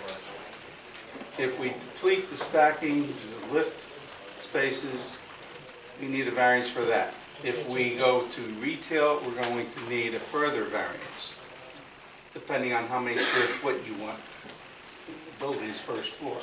That'll be left to the board then. Right. Okay. Is there anything else you're going to testify to? Nope. Any questions of Mr. Baumann based upon his testimony by members of the board? I have a quick question. You referred to the master plan for the town. Are you referring to the one, the latest one as of January this year? I only had a glimpse of it. I haven't seen it in greater detail, but most of that version that has just been passed talks about the actual rezoning of certain aspects of your code. And I'm not familiar, I do know that this property might be subject to it, but I don't know density, because that hasn't been published or determined yet. So if they were to rezone it to a certain classification, as they have with Washington Avenue, we wouldn't even have a variance for density, because that allows 50 units per acre. But since it hasn't been released, I can't testify to it. Frank Lorenzo, are you familiar with the new master plan? Yes. Do you know what changes may have been made? Yeah, Mr. Bauman's right, they didn't depict the density yet. That's probably going to be happening in the next month or two, what they're going to do. Yeah. It's going to, they call it out to be the BA zone, which is going to create density and mixed use. More density and mixed use. More density and mixed use, Yes. correct? Correct. The PA zone was going to be like a Mini BG, but they didn't depict what the density is going to be yet. But it depicts mixed use Yes. residential retail. Now, let me ask you a question based on that. In the event they come before us just for residential and not mixed use, would it then have to come before the zoning board? Depends on how they write the ordinance. Yeah, it's not written yet, Jeff. I agree. But I'm just saying, if it's a mixed-use zone, but you don't have mixed use, then usually it goes before the zoning board, that's why I asked. But if you approve it tonight, it's smooth. Yeah, it's moved, okay. Would it be wise to number the parking places? Well, that can be under the parking management plan that Mr. Pasillo will administer. They will have assigned spots. If a person has an apartment with an oversized, large car, and he has a number for a compact, he can't park. So if you have a number, you can assign the drum and the parking place to that apartment. Right. Right? That is correct, that's been testified to by Mr. Pasillo. The spots will be designated based upon the cars, and it can be tweaked as they go along to accommodate the size of the car based upon the units. Every unit will be numbered, and the supervisor will know exactly who belongs where. Okay. Any other questions by members of the board? Thank you. Any questions by members of the public of this witness based upon testimony only? None. Then that's your last witness? This is my last witness, Mr. Chairman. I would like to state that it's... I would like to open this up to the public if any member of the public wishes to give testimony. Any member of the public wish to give testimony? Mr. Fred Antoni, come on up. You can restate your name and address. Vincent Fred Antoni, 129 Mount Prospect here. First, I'd like to express my remarks. I took it down, but I think it's a beautiful building. I'm glad to see it's a 3-story building and not these ugly 5-story barracks-type behemoths that they build around. So I thank you. And there's some nice architectural accents that make it pleasing to the eye. The problem I have is the density. Belleville knew they had a problem in the late 80s. They reduced the density from 25 to 16. Under the council manager form of government, I believe under Mayor Perna's administration, they reduced it to 12 because our town was becoming an inner city. And I hope you board members look at the map and see geographically, we're almost a landlocked community. You can only go north and south, Franklin, Union, and Washington Avenue. East and west, you can only go Geralman Street or Belleville Avenue. So we're not one of these towns. I mean, I got doing the job in Maplewood a couple of months ago, traffic on Valley Street, but you're able to go in and out side streets in the north. We can't do that in Belleville. So for that reason, I think we should bring it down a few, maybe 4 to 6 less apartments would really make it a great application. The other thing with these vehicles, these experts come here and testify that, everybody's going to these compact cars and all that. If you read the papers, the car manufacturers are now, a lot of them are cutting back on making cars. They're making the big pickup trucks and SUVs they're making. In fact, Mr. Milano has a nice huge pickup truck that he drives, right? I don't have a pickup truck. You don't have it no more? Not a pickup truck, you said pickup truck. I don't have a pickup A big truck, yeah, big cab. And your nice big 3-wheel motorcycle. I'd love to see how that thing did, right? So the stuff that, I mean, this is the reality. I'm not gonna live here, by the way. I was gonna say that. I wouldn't have a house. Yeah. I mean, these are the realities of what's going on. They're gonna be building, they've been announcing in the last couple of months, they're gonna be building more SUVs and more pickup trucks. So these parking spaces are much too small to accommodate these people. The other thing, we get experts up here, and they have all these degrees and they expert. When they built Essex Park, there's plenty of parking, more than enough parking. There's no parking at Essex Park. Every single night, I challenge you, right after this meeting, let's go over there. Every night, there's 20, 30, sometimes more cars parked in the golf course parking lot from Essex Park, which over there not only presents a problem that there's no parking, but it's also a danger because now these people are running across Franklin Avenue to get to their house. So, and we know they just put a light up there by the chandelier, people crossing Franklin is dangerous. So, for these reasons, like I like this application, it's just 4 to 6 units too big, and I hope you folks respect the density thing. With this new master plan, I'll be fighting this. The increased density all over town is going to make us an inner city. You can't move. We used to love to go to Hoboken's, the steakhouse over there. We can't go. The last time we went there 3 years ago, 45 minutes trying to find a parking space. We took off and we ate on a restaurant on Route 3. You can't do this anymore. You can't load, 100 pounds of, I won't mention it, into a 5-pound bag. So, again, it's a beautiful building, beautiful. I mean, the architect likes it, it's not a flat slab like all these barrack type 5-story monsters. Look at the ugly things in Bloomfield Center and the fallacy of bricks. You got more empty stores in Bloomfield Center since all the development happened than before. So please, wish the applicant, cut it down 4 or 5 units, and you have a really great unit and a nice entryway into Belleville. And I hope you people respect our density ordinance. By the way, wait, hold on.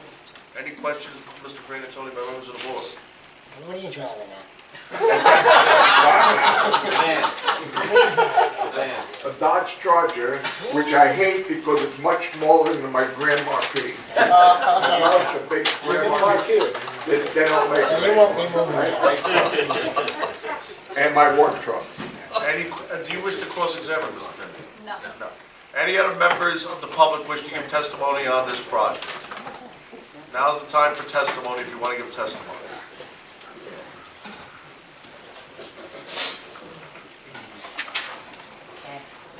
Um, I think you got to be sworn in. Why don't we swear in?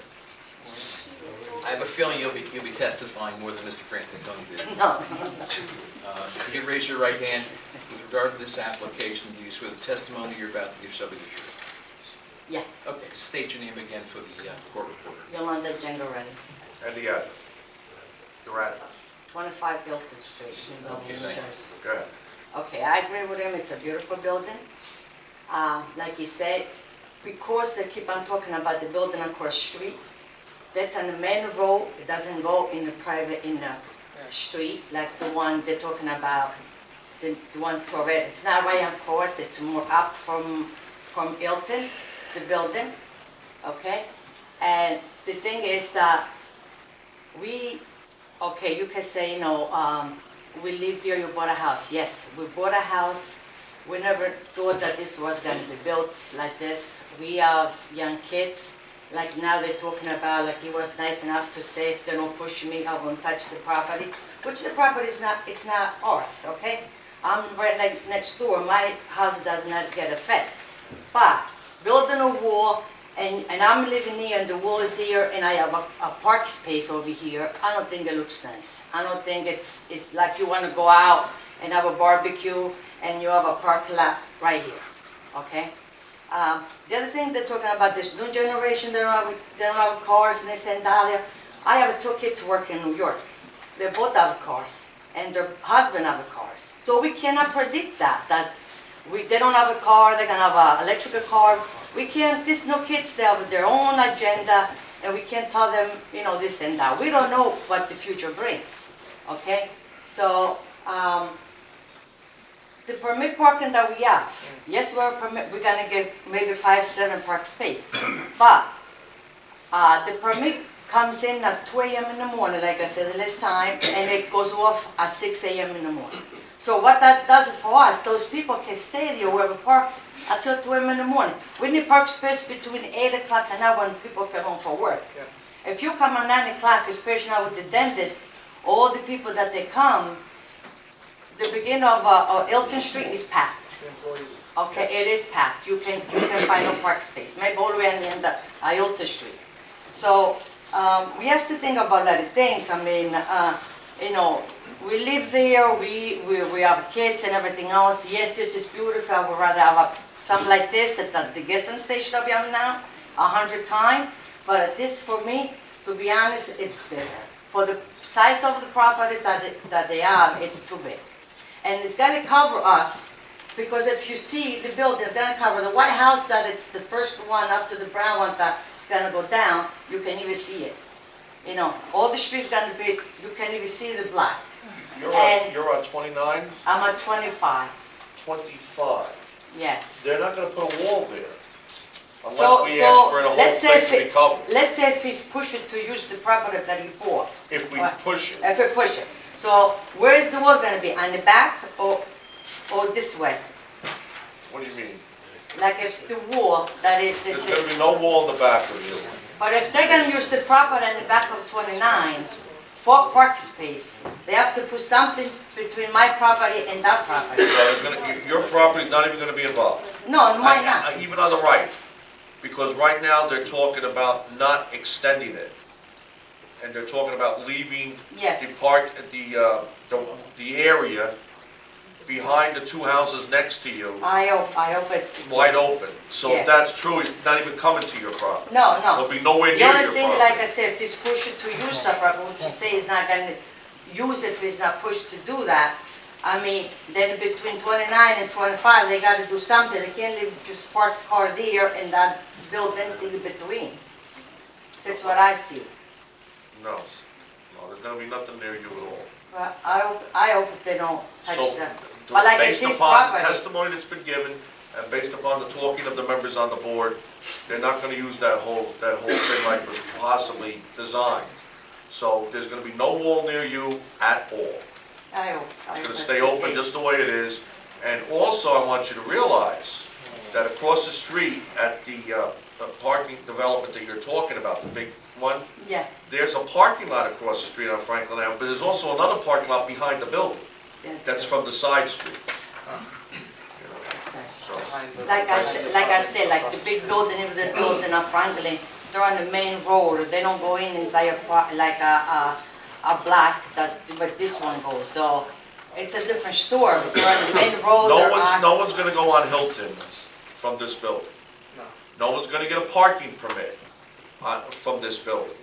Hilton is gonna be for the Hilton residents, Yes. okay? No, I'm saying the building itself is gonna build a quarter of a block out in Hilton. I mean, it doesn't go right just on the main road. But what It I'm goes saying around. to you is there will be no parking permits granted to people of this building to be allowed to park on Hilton. I know, but in the daytime, anybody could park there. In the daytime, people visit It's your house too. Yeah, I know. I used to go I know. visit somebody. Like I said, until 2 a.m. in the morning, anybody can park there. You can tell them no, because that's when the permit starts. Well, ma'am, then maybe your residents should apply to the council to make the permit more restrictive, More restricted, yes. okay? That's what we make. That's all I can say to you. All right, thank We you. don't have that problem. Yes, you wanted to ask cross-examination? Yes, Mrs. Giancarelli, you talked about the parking situation on Hilton Street. You understand that if this project were to be adopted, voted for tonight and approved, that 5 new spots would be created on Hilton Street? Do you understand? Yes, I understand, but like I said before, But those I'm 5 asking- spots, they will be taken over by the business on the corner. But the curb cuts, the driveway aprons would disappear. Yes. We have no control over that, but it would, I know. I would imagine the situation would be greatly improved on Hilton It Street. will improve it because you have this extra, but like I say, we have the business, the corner that's gonna take over that.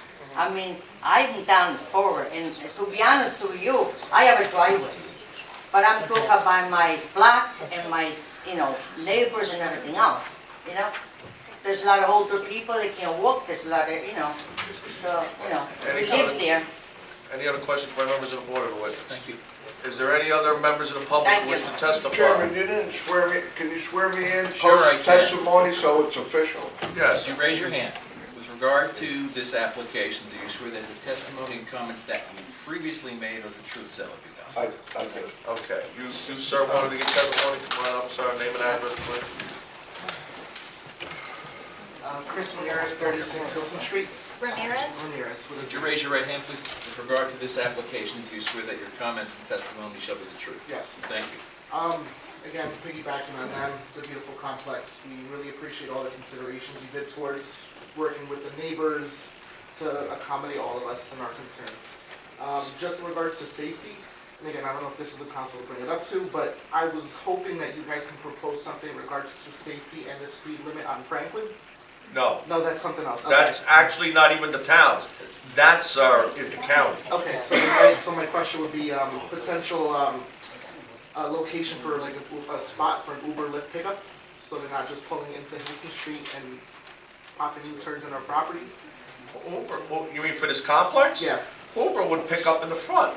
That's what I'm saying. On Franklin Avenue. Because I have friends in the Harrison complexes, and they actually have one little spot designated as an actual pickup spot for Uber and Lyft, so they're not popping Well, sir, in the designation of this building, there is what they call a commuter lounge in the Yes. front of the building Yeah. on Franklin Avenue. Yes. And that's where I assume anybody who calls So Uber that's right in that corner, would pick correct? them up, right on Franklin Avenue. So it would be right, that's, okay, Right that, where where the that car car is is. gonna be this, okay, that's. Mr. Steiger, you can answer that, correct? The same issue with county roadway, Yes. and we can't designate it as an Uber, it has to be either the county or the township. All right, perfect, just to be aware. All right, thank you. All right, any cross-examination? No. No, any questions by, no.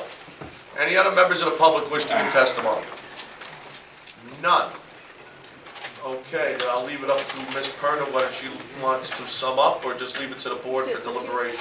Few brief comments, not going back into the testimony that was amply and abundantly provided, but distinguished chairman and members of the board, you have seen the plans, you have seen the exhibits and the drawings. You've heard the testimony of the four witnesses, of the experts presented tonight. You had an opportunity to question the experts. And with that questioning, I trust you received answers that were satisfactory, truthful, and based upon the competence of your expertise over a period of years. They weren't just numbers that were thrown out, but they were based upon concrete research and facts that were provided here this evening. You know, at this juncture, this project, just as well as I and my team know this project. You're fully familiar and versant with the project. We have listened to the comments of all the residents. There's no need for me to state what was already said. I will leave that where it is.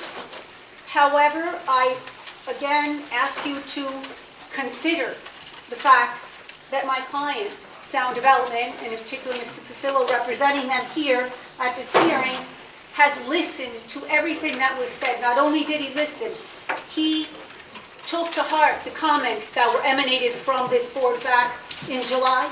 He went back to the drawing board with his experts and presented tonight what we feel is an embellished project, a revamped project, and a fantastic project for the Township of Belleville with the vision of the new leadership that's in place.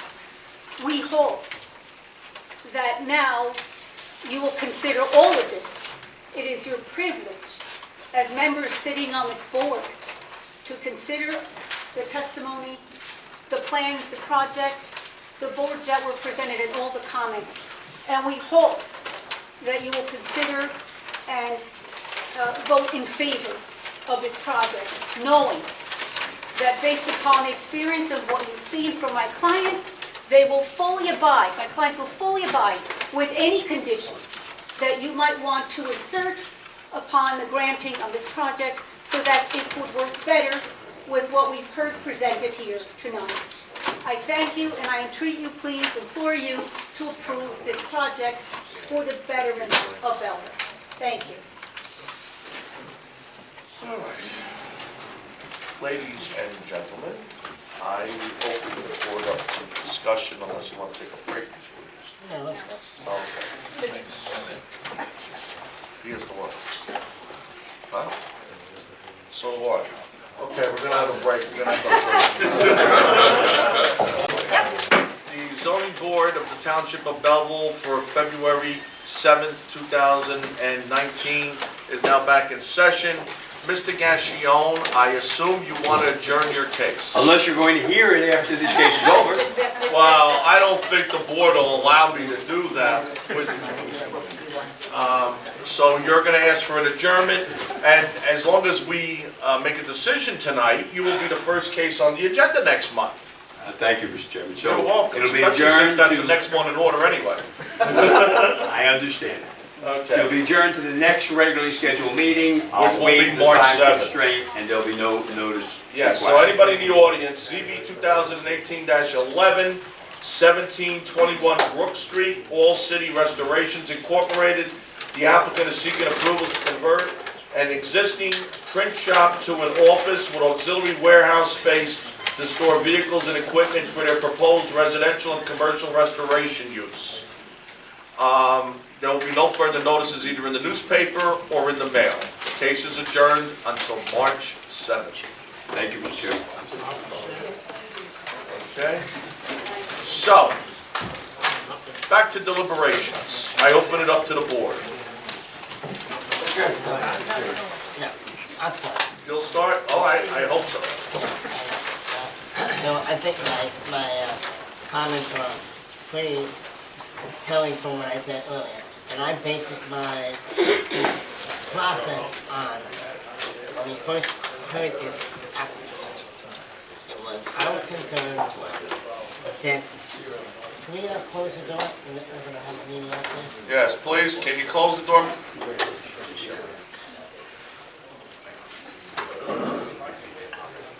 So, my concerns were, and I understand some of the people worry about density. I get that, right? And we always say at this point, is there any property you can get to help with that number? Always. In other words, in a meeting that don't go by, we don't say that. Yes. Well, fortunately for the applicant, he did that. He got property. And when I said earlier that I felt it was a win-win, was for a couple of reasons. A, the number came down from original application. B, 4 units, 4 units. B, we asked them to go get more land if possible. He did.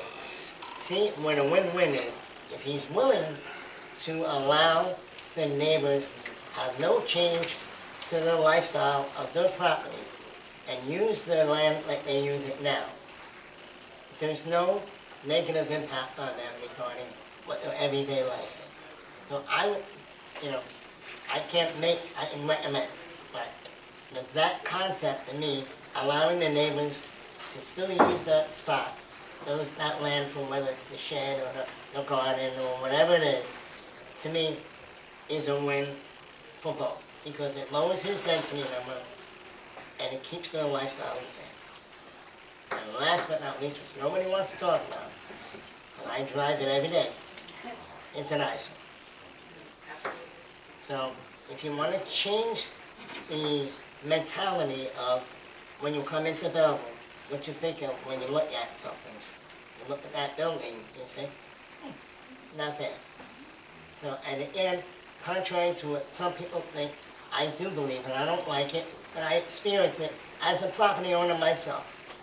When I give new bathrooms and new kitchens, I get a different clientele.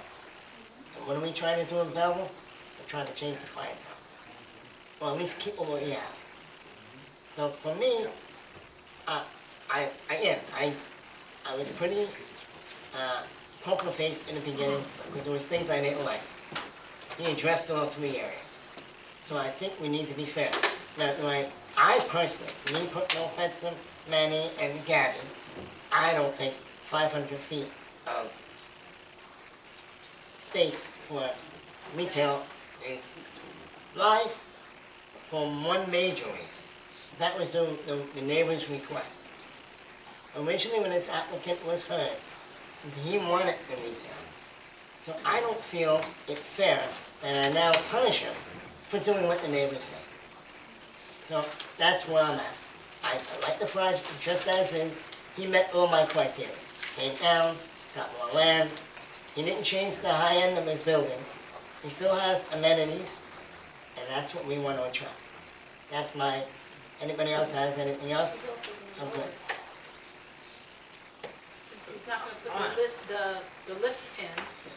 Well, that's our He's gonna be decision. able to lower it. I personally, and want to address the list, I think, and he's a landowner, he can do whatever he wants, but I'm a property owner, that's a headache, and that's an accident. I say, let him leave with the 61, right? Let him remove the list and let him lower his building. I was just saying because. And you're worried about how tall the building is? Let's chop 1.5 feet off it. Right there, I don't think you have a problem with that. So I'm saying, that's, again, another win-win-win. That's my 2 cents. You guys can do what you wish. But I'm for the project. Mr. Hurwitz had a comment that he wanted to make. Okay. Don't mind making this comment. That's okay to make it, Mr. Chairman? Yes, you can make it. What I would like to consider is that there's one compact parking spot by the dumpster area. I would like to see that removed You make some of the other compact spaces, slide them down a little bit, even if you gave them each 6 inches. Put your gate in for your dog run. That's why you're here. And you're not gonna have people squeezing Squeeze between between cars. cars. Okay. So we that go would down be to for 60. 60 spaces. Again, like I said, I have to rely on experts to a certain degree. You know, and in my regard. And I'm sure there'd be a file. I'm relying on my expert as well, okay? So if he makes that suggestion, I'm comfortable. Yes. Everything is fine. I just have one other question. Is there going to be a gate for the ingress and egress, or is that just going to be open? No, it'll be a gated. It will be gated also? It's perfect. Okay. I'm not talking about for the cars. Parking garage. I spent a lot of time looking at that property, and when you come into Belleville, look at this grade. So this new building will help get people to come into Belleville and buy and live in Belleville. I've been in Belleville all my life, and that's what we need. We need That's a new mere buildings. 96 years. We need more people coming in with new ideas. Thank you. Thank you. And our mayor council is working on that too. Yes. Mr. Shelton, you want to say Okay, well, something? next, just some random thoughts and questions on my part. Firstly, I may be asking a rhetorical question. There's a dog run here, but this building is officially pet friendly. I just want, it's officially pet friendly, okay. When we first heard this case several months ago, you may remember I expressed some concern about the fact that there's only one elevator in this building, and all of the residential units are on the 2nd and 3rd floors. And I asked, well, when things break down, if the elevator is disabled for any length of time, and you have people with ambulatory problems, how do they get out of the building? So I wanted to, looking at the new plan, and admittedly, you have a beautiful design. It would be a show place for Belleville. But is there any chance of putting in a secondary elevator in the southern tower? That's up to the building department. And Zoning plus it's board gonna can't make that generate. decision. You would make that decision? That's a Yeah, building it's code gonna question, not a affect- zoning board thing. So there is a requirement So that... when they come to us, yeah, with building plan, we determine if it needs 1 or 2. There you go. Oh, good, I'm glad to hear that. All right, so you'll be assessing the If it need needs for a 1 or second 2, elevator? right, yeah. All right, thank you. Thank you. I was very happy at the beginning of the hearing tonight when Mr. Corso spoke about, by virtue of the way this building is designed, that it's not amenable to consolidating the 1-bedroom units into 2 or 3-bedroom units. It's a particular concern to me. A year ago, they threw this lanyard around my neck and said, welcome, you're now a trustee for the Belleville Board of Education. So anytime there are multi-unit bedroom projects in this town, I have to be cognizant of the fact that it's going to contribute more kids to our already overburdened school system.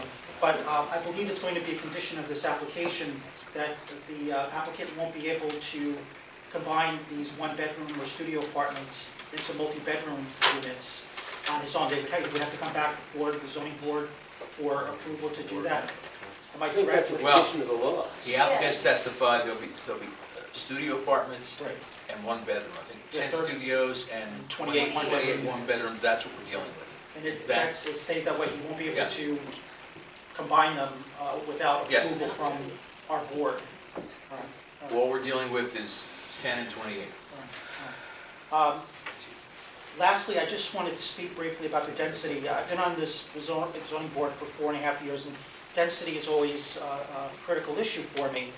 As I said at the beginning of the testimony tonight, the official public notice for this project said it was 66.62 units, and that really concerned me at that point. Like, why do we even bother to have limits? It seems like we were reaching for infinity.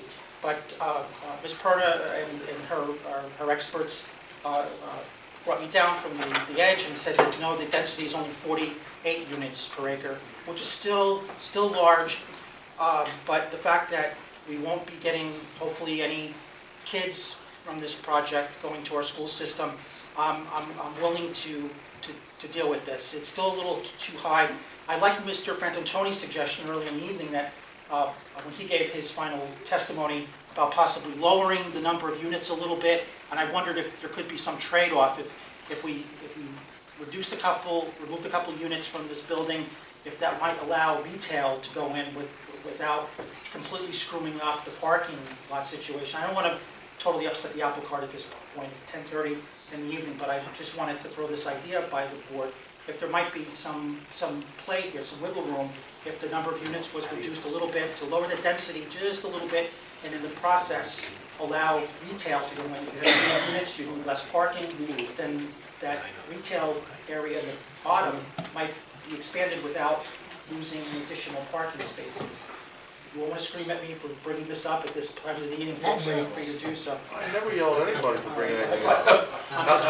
However, he already came down for you. Right, the third from And, 42 and, to and 30. the reason your And percentages, he removed the retail at the request of Yes. the neighbors. So I agree, and And that's all the why, lots. that's, The retail was removed, the reasoning behind it was because they were concerned about the parking. It seems like now it should be sufficient. yeah, but you gotta remember, the parking You take is more for the away. residents, not for the retail. Right. That's number one. Number two, they did, and because of his figures of the 68 units per acre, that was before they bought what is essentially, I believe, this lot that they bought was a quarter of an acre. It wasn't a small lot that they bought. It was a quarter of an acre that was town property that was not being utilized at all or receiving any tax money at all. So, that came in there. Now, I have no problem one way or the other with the retail, I'll be honest with you. But like you said, we're down now with Mr. Herbert's recommendation down to 60 parking spaces. If we do anything else, we're gonna have even less parking spaces. And I don't know where we wanna go here. It's up to the board. I'll go with whatever the board wants to do. However, they're gonna have at least one parking space per unit, as I understand, minimum. Minimum. And then the second parking space, or any other additional parking spaces, well, I believe will be on a first come, first served basis. And technically, we're gonna have as a condition, they cannot charge for that second parking space if anybody wants to use it. That's open to the residents. No parking at all, no charging at all for parking. if I could just Okay. complete my thought, my concern about the density. As I said, I'm willing to deal with the 48 units per acre, provided that the structure internally stays as advertised, 28 one-bedroom, 10 studio apartments. But many of us, I think all of us, are always concerned about density, but I just wanted to read there was a Carnegie Observer article published at the end of November 2017, which I think is relevant to this hearing tonight and all zoning board meetings, but a very notable member of our community was quoted saying, he said he agreed with those residents who have opposed big multi-unit residential projects to redevelopment areas. Instead, he said, we need mixed-use commercial development with very low density residential. Quote, Belleville is a place with 36,000 people shoved into 2 square miles. We don't have the capacity for big apartment complexes, he said. Prior township approvals granted for an 80-unit residential building on Washington Avenue on the old Bigelow Motors lot is an example of bad planning, he added. And I'm sure many of you know that, well, this quote comes from our new mayor, Mayor Mellon. So it's just not Vinnie and me who have this concern about large density projects. As I said earlier, many of us are always concerned about this, but for the reasons I've already mentioned, the fact that there won't be 2-bedroom or 3-bedroom units here, even though the density is 48, I'm okay with this. So the project has my approval as is. Okay. Anybody else wish to give comments before we take the vote? So that way they know why we're voting the way we're voting. I'm still going to say the same thing. I think that the retail is very important, and I hope that this doesn't discourage anything else in the future. I think it would have benefited this area, because when you look at some of those other dilapidated buildings in those places, I mean, it's not welcoming, it's not inviting, it's not clean. This would have been a great new sparkle kind of retail to go along with this wonderfully nestled building near a residential area. It shows how it could fit in. The landscaping really did a lot with the hardscape surface, and I think the rooftop is a big plus. The dog run to me isn't, I could go either way with that. You have PSE&G there. Maybe that could even just be kept as a green space, but if you have a dog, I don't want to discourage that either. Again, just the retail for me, I wish I would have been more of consideration. And I don't think you should, in retail, should be, as a township, dismissed. I don't necessarily agree that 500 in this spot. I like to see the 500 on Washington Avenue. I mean, that's me, But again, like you said, it's a great project. It's one after the other.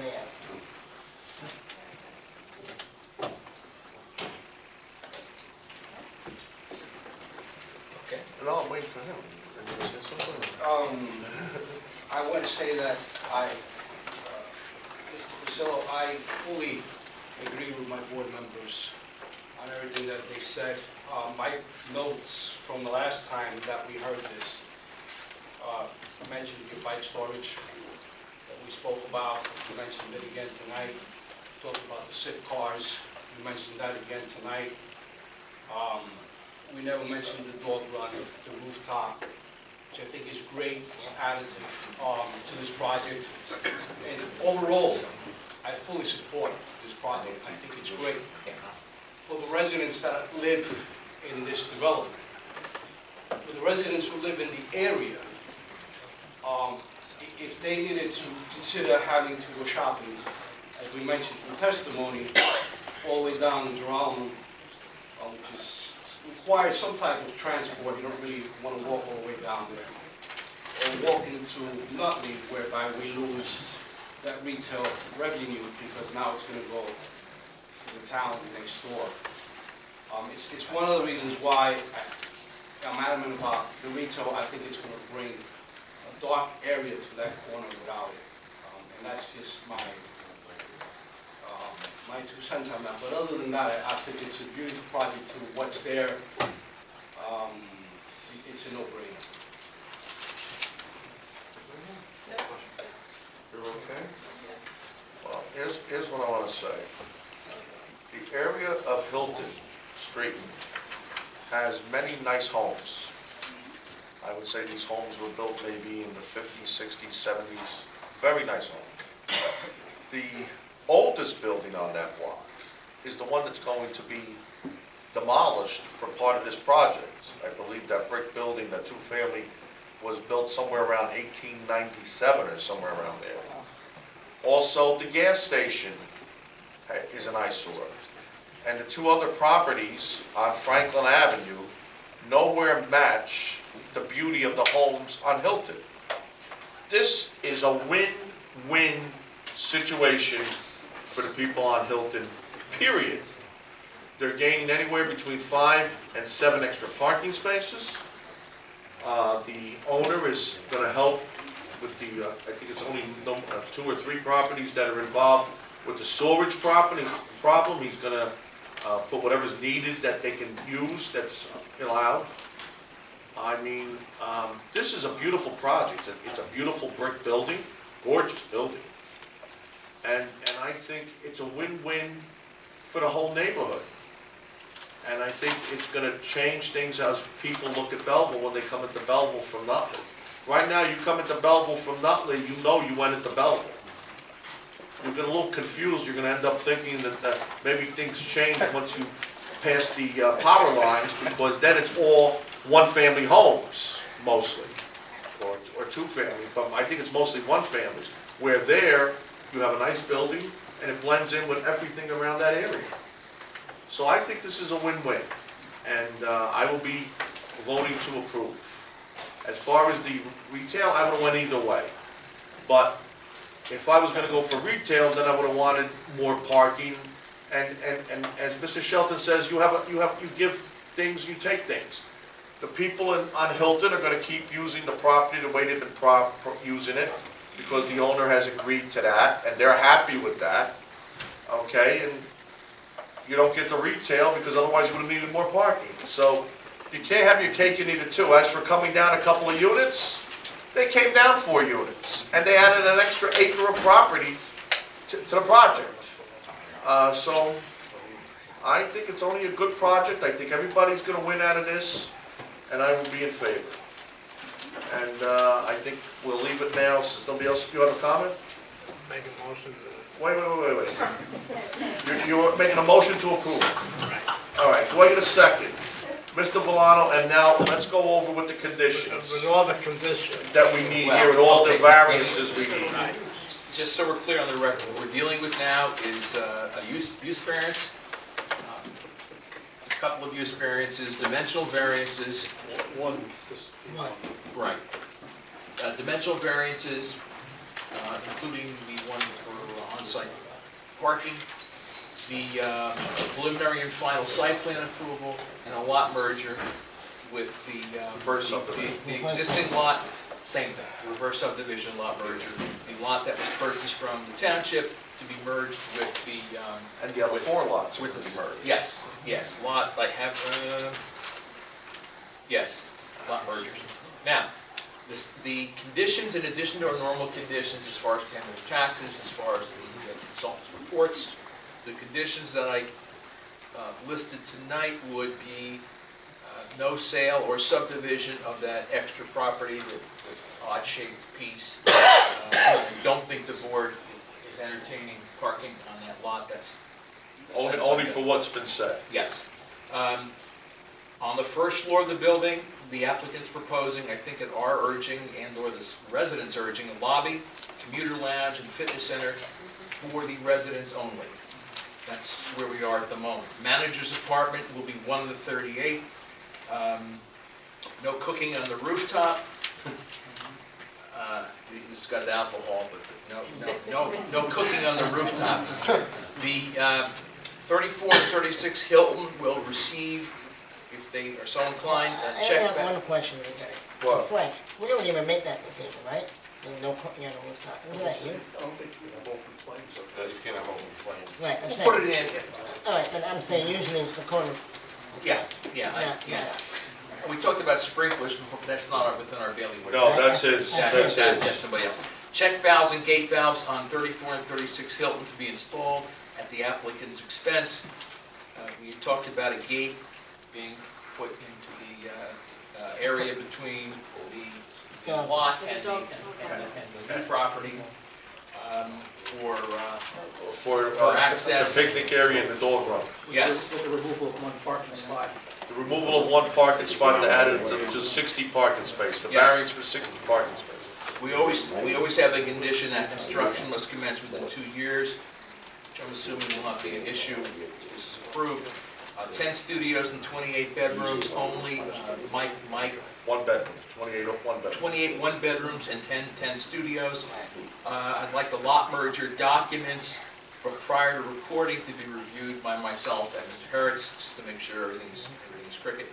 One parking space at a minimum per unit, no separate charge for parking. For additional parking. For Initial or additional. and everything else seems to be a code. Is there anything we're missing? Removal of the lifts. Do you want lifts? Moving the lifts and lowering the building. And the building comes down to 1.5 feet. All right, so the lifts are going to be removed, which pushes it 61, and then at Tom's recommendation, they lose a parking space in the back of the gate. Is Right, it 60. possible we can have parking places assigned to... Yes. Yes, they are. We There's have going to be at least that. one assigned. That's a good The point, first John. one is going to be assigned to each. 60 spaces, no lifts, and the building to be reduced. I'm assuming that's doable without having to come back to the board. 1 foot 60. Building height reduced, and that's where we are, And security gates in and out. He has that. I don't think that was in there. I didn't hear him say that. He already told us. He said it, but I don't think it was in his position. reduced, wait a minute. What was that, security? Security gates for the parking lot. Gates for parking, and this will require 5 affirmative votes. 5 votes. Out of 7 people here. Yes. So everybody votes tonight. So if there's any issues that need to be carved out, that we should do it now, but if... Or forever hold your peace. Yeah. Okay.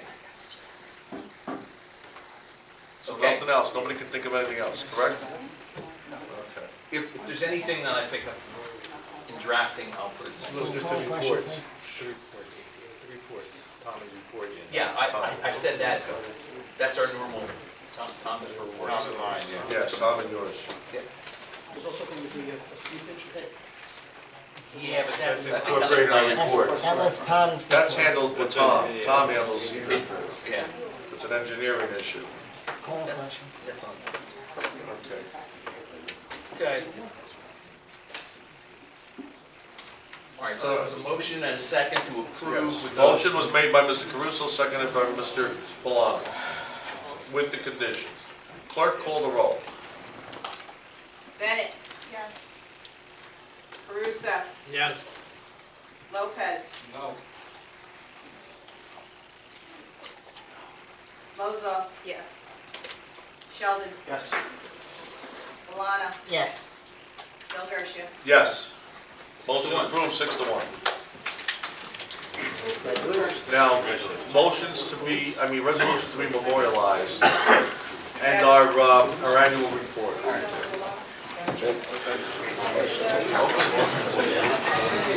Yeah, well, let's hold off, let everybody go out first. Let's go to the bar.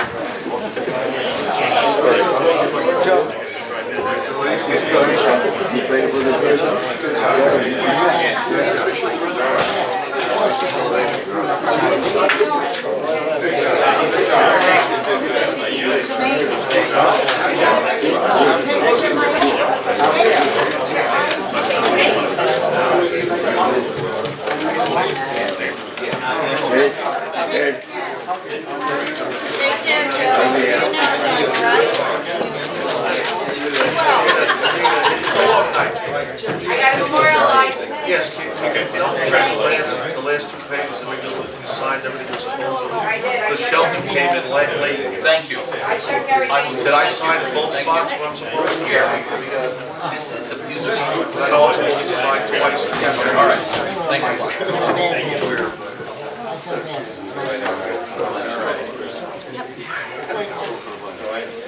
Matter of ATN Construction LLC, 114 Portland Street, application ZB 2018-08, memorialized.